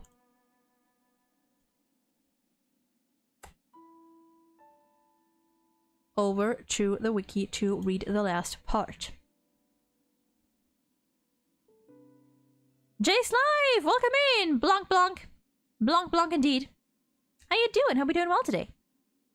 Nope, that's not it. Lure. And part 4.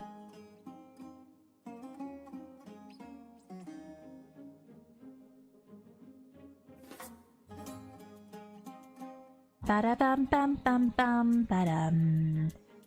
Quite exhausted, but feels good. Hell yeah! Hell yeah! Sometimes exhaustion can be very nice, depending on what the exhaustion is caused by. How are you doing? I'm doing fine. I am hungry, which is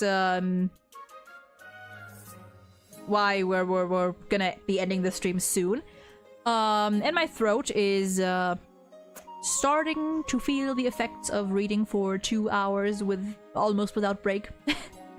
Or talking. Blanc Blanc, is that a new greeting? Maybe, maybe. Is that an emote maybe? Or is it just Blanc Blanc? Either way.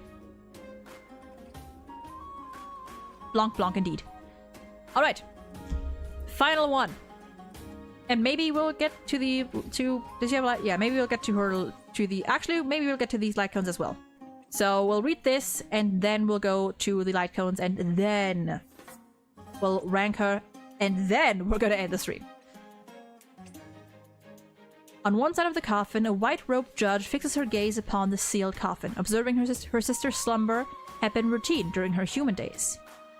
She can no longer feel pain or any regrets. Whoops.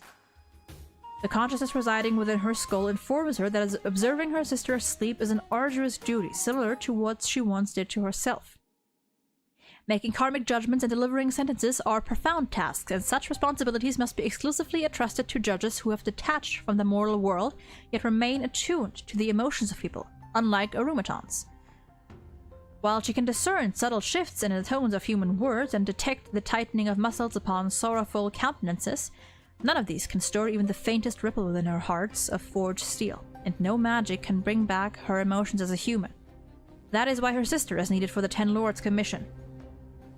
An Arumaton's spectral envoy approaches her. A new task? The white-robed judge turns to the envoy. If you wish to remain and attend to Madame Hanya, I can ask other judges to undertake the task instead. That won't be necessary.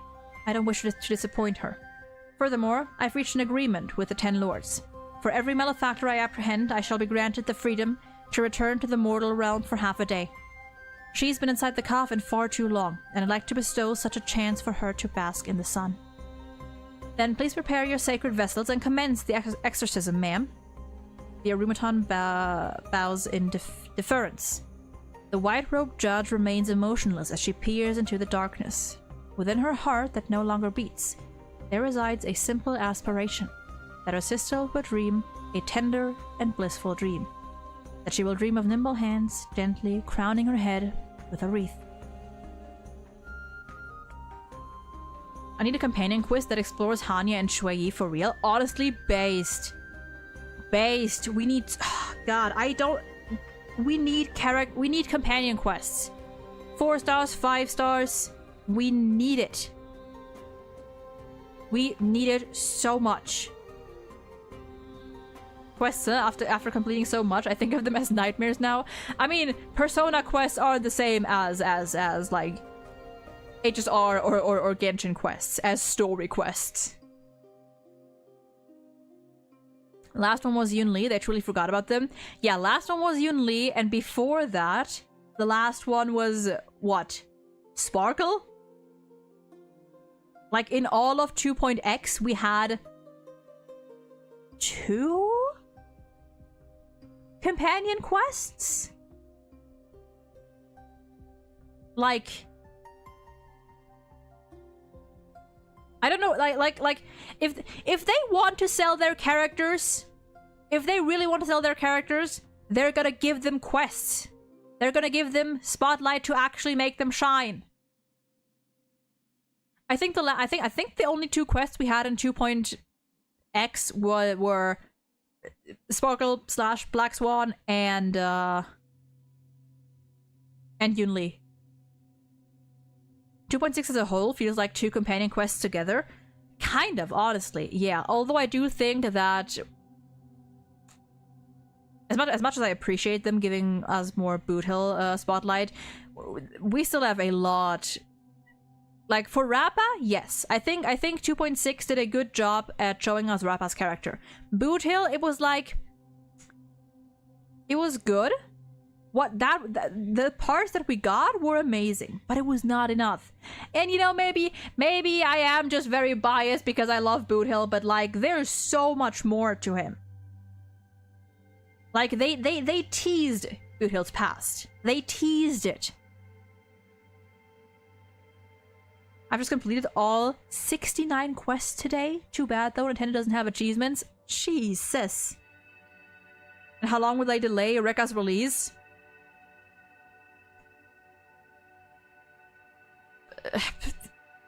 Maybe we're gonna get Skrulim before Rekka. Maybe they're gonna remember that Skrulim exists before that. You know, I at least wouldn't mind that as much as I want Rekka to be playable. Maybe we'll get Skrulim first. Or we get Rekka, or we get Mr. Rekka released before Skrulim, before playable Skrulim. I'll forever be angry that they did Boot Hill dirty. They really did. Boot Hill didn't even get a fucking Myriad Celestia trailer or anything. Boot Hill got 1 demo. And that's it. He didn't get anything else. He didn't get anything else. Man. Hatred. Hatred!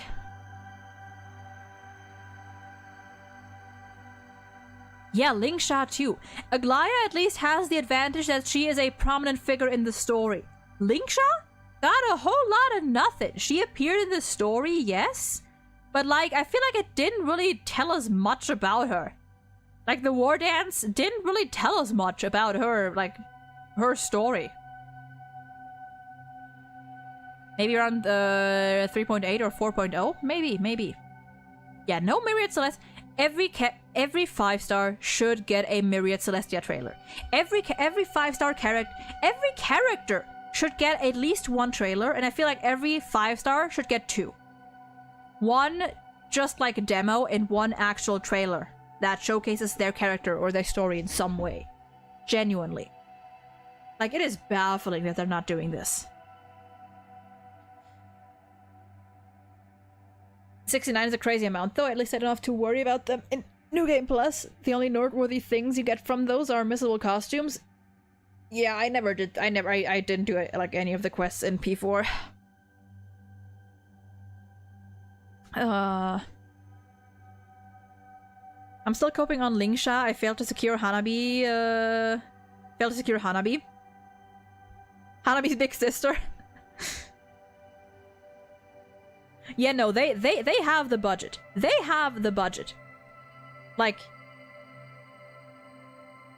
I am sure that the people working, that the current people, like the people currently working on, you know, trailers and all that, I'm sure they're doing what they're doing their best. I'm sure they're working hard. But then just hire more people. You can afford it. You can afford to hire more people. You can very much afford it. Give us more. If you want to earn more money, then give your characters more spotlight. I love Lingsha so much that I pulled for a E1, S1 in one go. 200 save pulls down the drain.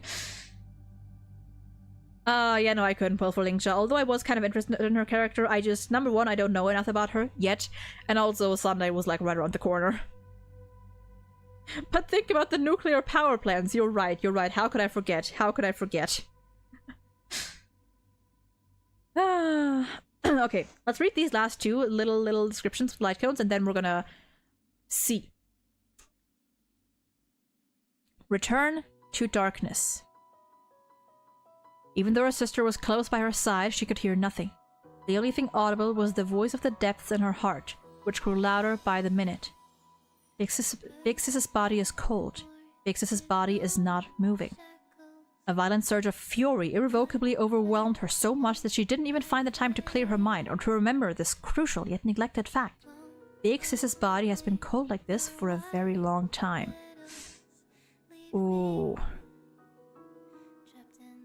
Na,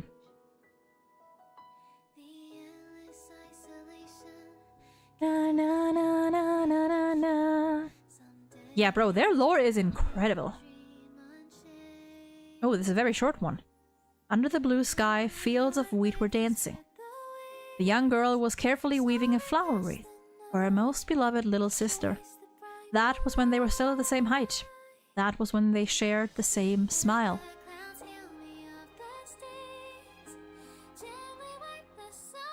Yeah, that both of them are 4 stars. I mean, to be fair, Hoyo has a reputation of making like the most depressed characters 4 stars. Have you seen Kave? Like, if you play Genshin, have you seen Kave? Have you seen Kaya? Yeah, look at the babies. I can't zoom in, but look at the creatures. Wait, actually, I can. Look at the babies. They're so cute. The creatures. I'm aware of Kave and Kayak. Who? Who?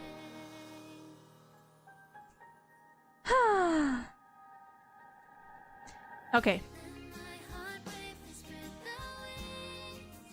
Na na na na na na na na na na. I love this song so much.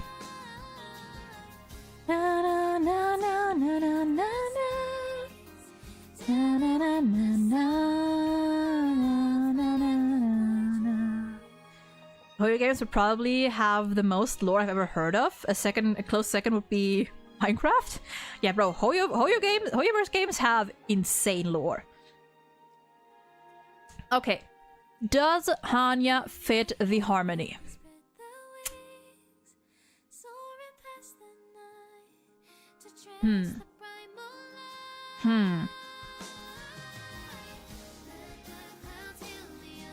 Okay, wait. Actually, wait. At first glance, I would say no. However, and that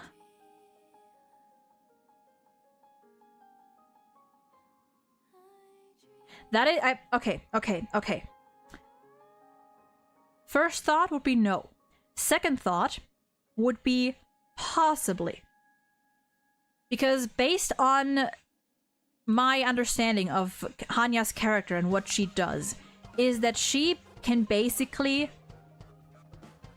I don't know what you'd call it, enter or she can basically delve into the consciousnesses of other people, right? Is that how I'm understanding this? Is that basically she can sort of enter people's consciousnesses and view things through their perspective. If I'm not like misunderstanding what we just read, and by that nature, she would technically be taking on lots, although not, you know, directly. She would, in a way, be taking on different identities or different faces, right? And maybe this is a little bit of a stretch, you know. Maybe I'm reaching a little bit, but I've heard Nova Impact, once again, shout out to that guy. Really like his videos, like his stuff. I like watching his videos in particular because I feel like he's kind of like that fun space where like I watch his videos and like some of the stuff he says I like am fully on board with. Other stuff I question and like I slightly too heavily disagree with. It's kind of like a fun balance. But he mentioned that another aspect of the harmony could not just be what we read in the loading screen.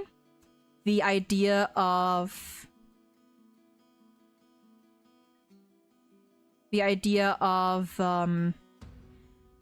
understanding supportive and cooperative actions, but also because the Aeon of Harmony, Shipe, is an amalgamation of thousands of entities that preaches the joy of human harmony and entity. They're basically like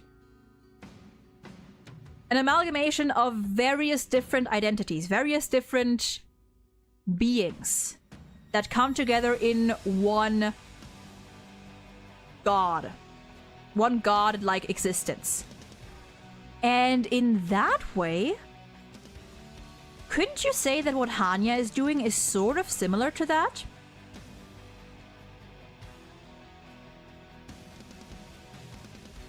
Couldn't you sort of compare that to what Hanya is doing? Possibly?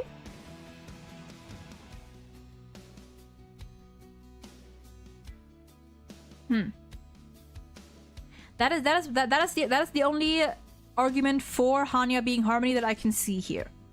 Is comparing her not necessarily to like that definition of the path, but comparing her to Shipe. You know, someone who can basically like not necessarily in the way of like being an amalgamation, being like multiple of these multiple people or multiple entities combined, but being able to kind of look into and enter people's consciousness and lives like that. If you know what I'm getting at, I feel like in that sense, it could fit. It's by far not a perfect match, but I think it could fit. I think it can make sense.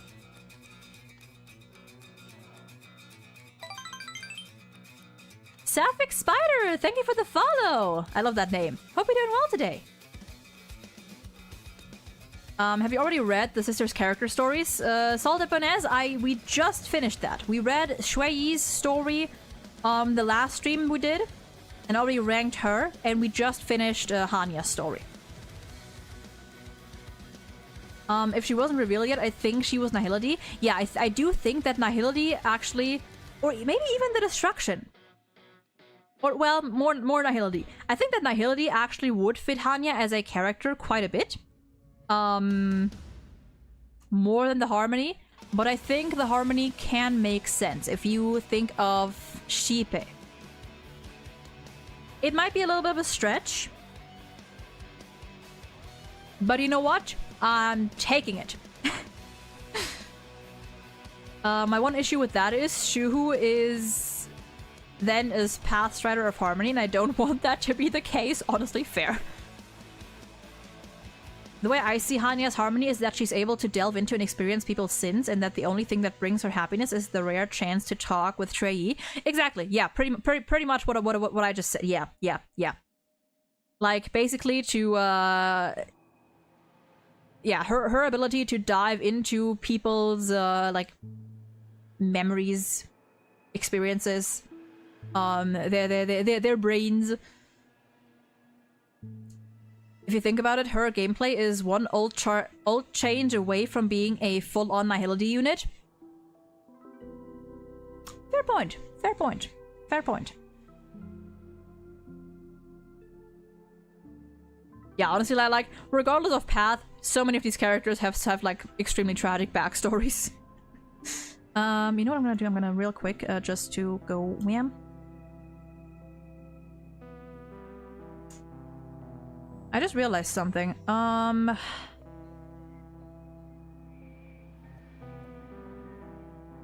Whenever we get to the 5 stars, and if Tribi and Maide by that point aren't yet in that list, I'm gonna have to add those myself, but it's fine, it's fine, it's fine.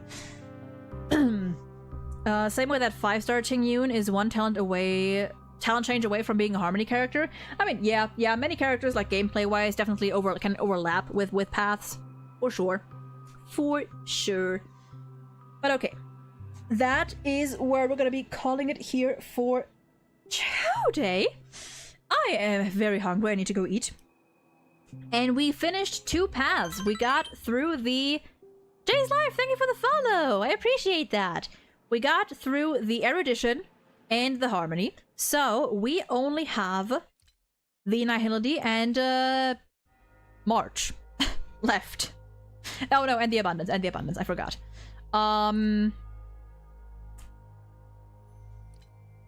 Okay, actually... So that would be 8 characters left. Yeah, the next 2 streams might be shorter ones because I don't think I can do 8 characters in one stream again. So next stream will probably just be going through the Nihility characters. So we'll probably have 2 more streams of going through the 4 stars. And then we are gonna go right back up here and work our way through the Destruction 5 stars and, you know, and so forth. And so on and so forth.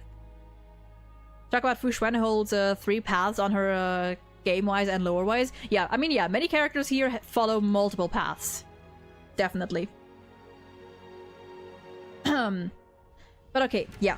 That is where I'm gonna cut it here today. We shall be back next week, next Wednesday, with... possibly going back to Ace Attorney? Maybe going back to Ace Attorney. Because I just really want to finish up Game 6. Maybe. We'll see. We might go back to Ace Attorney 6, Spirit of Justice, and get started on the final main case. Objection! Objection! But yeah, we'll see. If you want, I'll post the schedule both on YouTube and on Blue Sky, so make sure to follow at least one of those or both of those if you want to be up to date with what I'm doing. Also, you know, for potential like rescheduling or canceling streams, follow the YouTube for videos, shorts, and just to catch me live if you don't want to do it on Twitch or if Twitch doesn't work for you. Remember that we have YouTube is not monetized, so if you want to support me for a measly €2 or $2 or whatever currency it is for you a month, feel free to do so, and if not, then I guess don't. Yeah. And with that, I will see you again next Wednesday. Maybe. Or another day. I don't know. But I hope all of you have a lovely rest of your day, night, or whatever time it is for you. Stay safe, y'all. Take care. And bye-bye!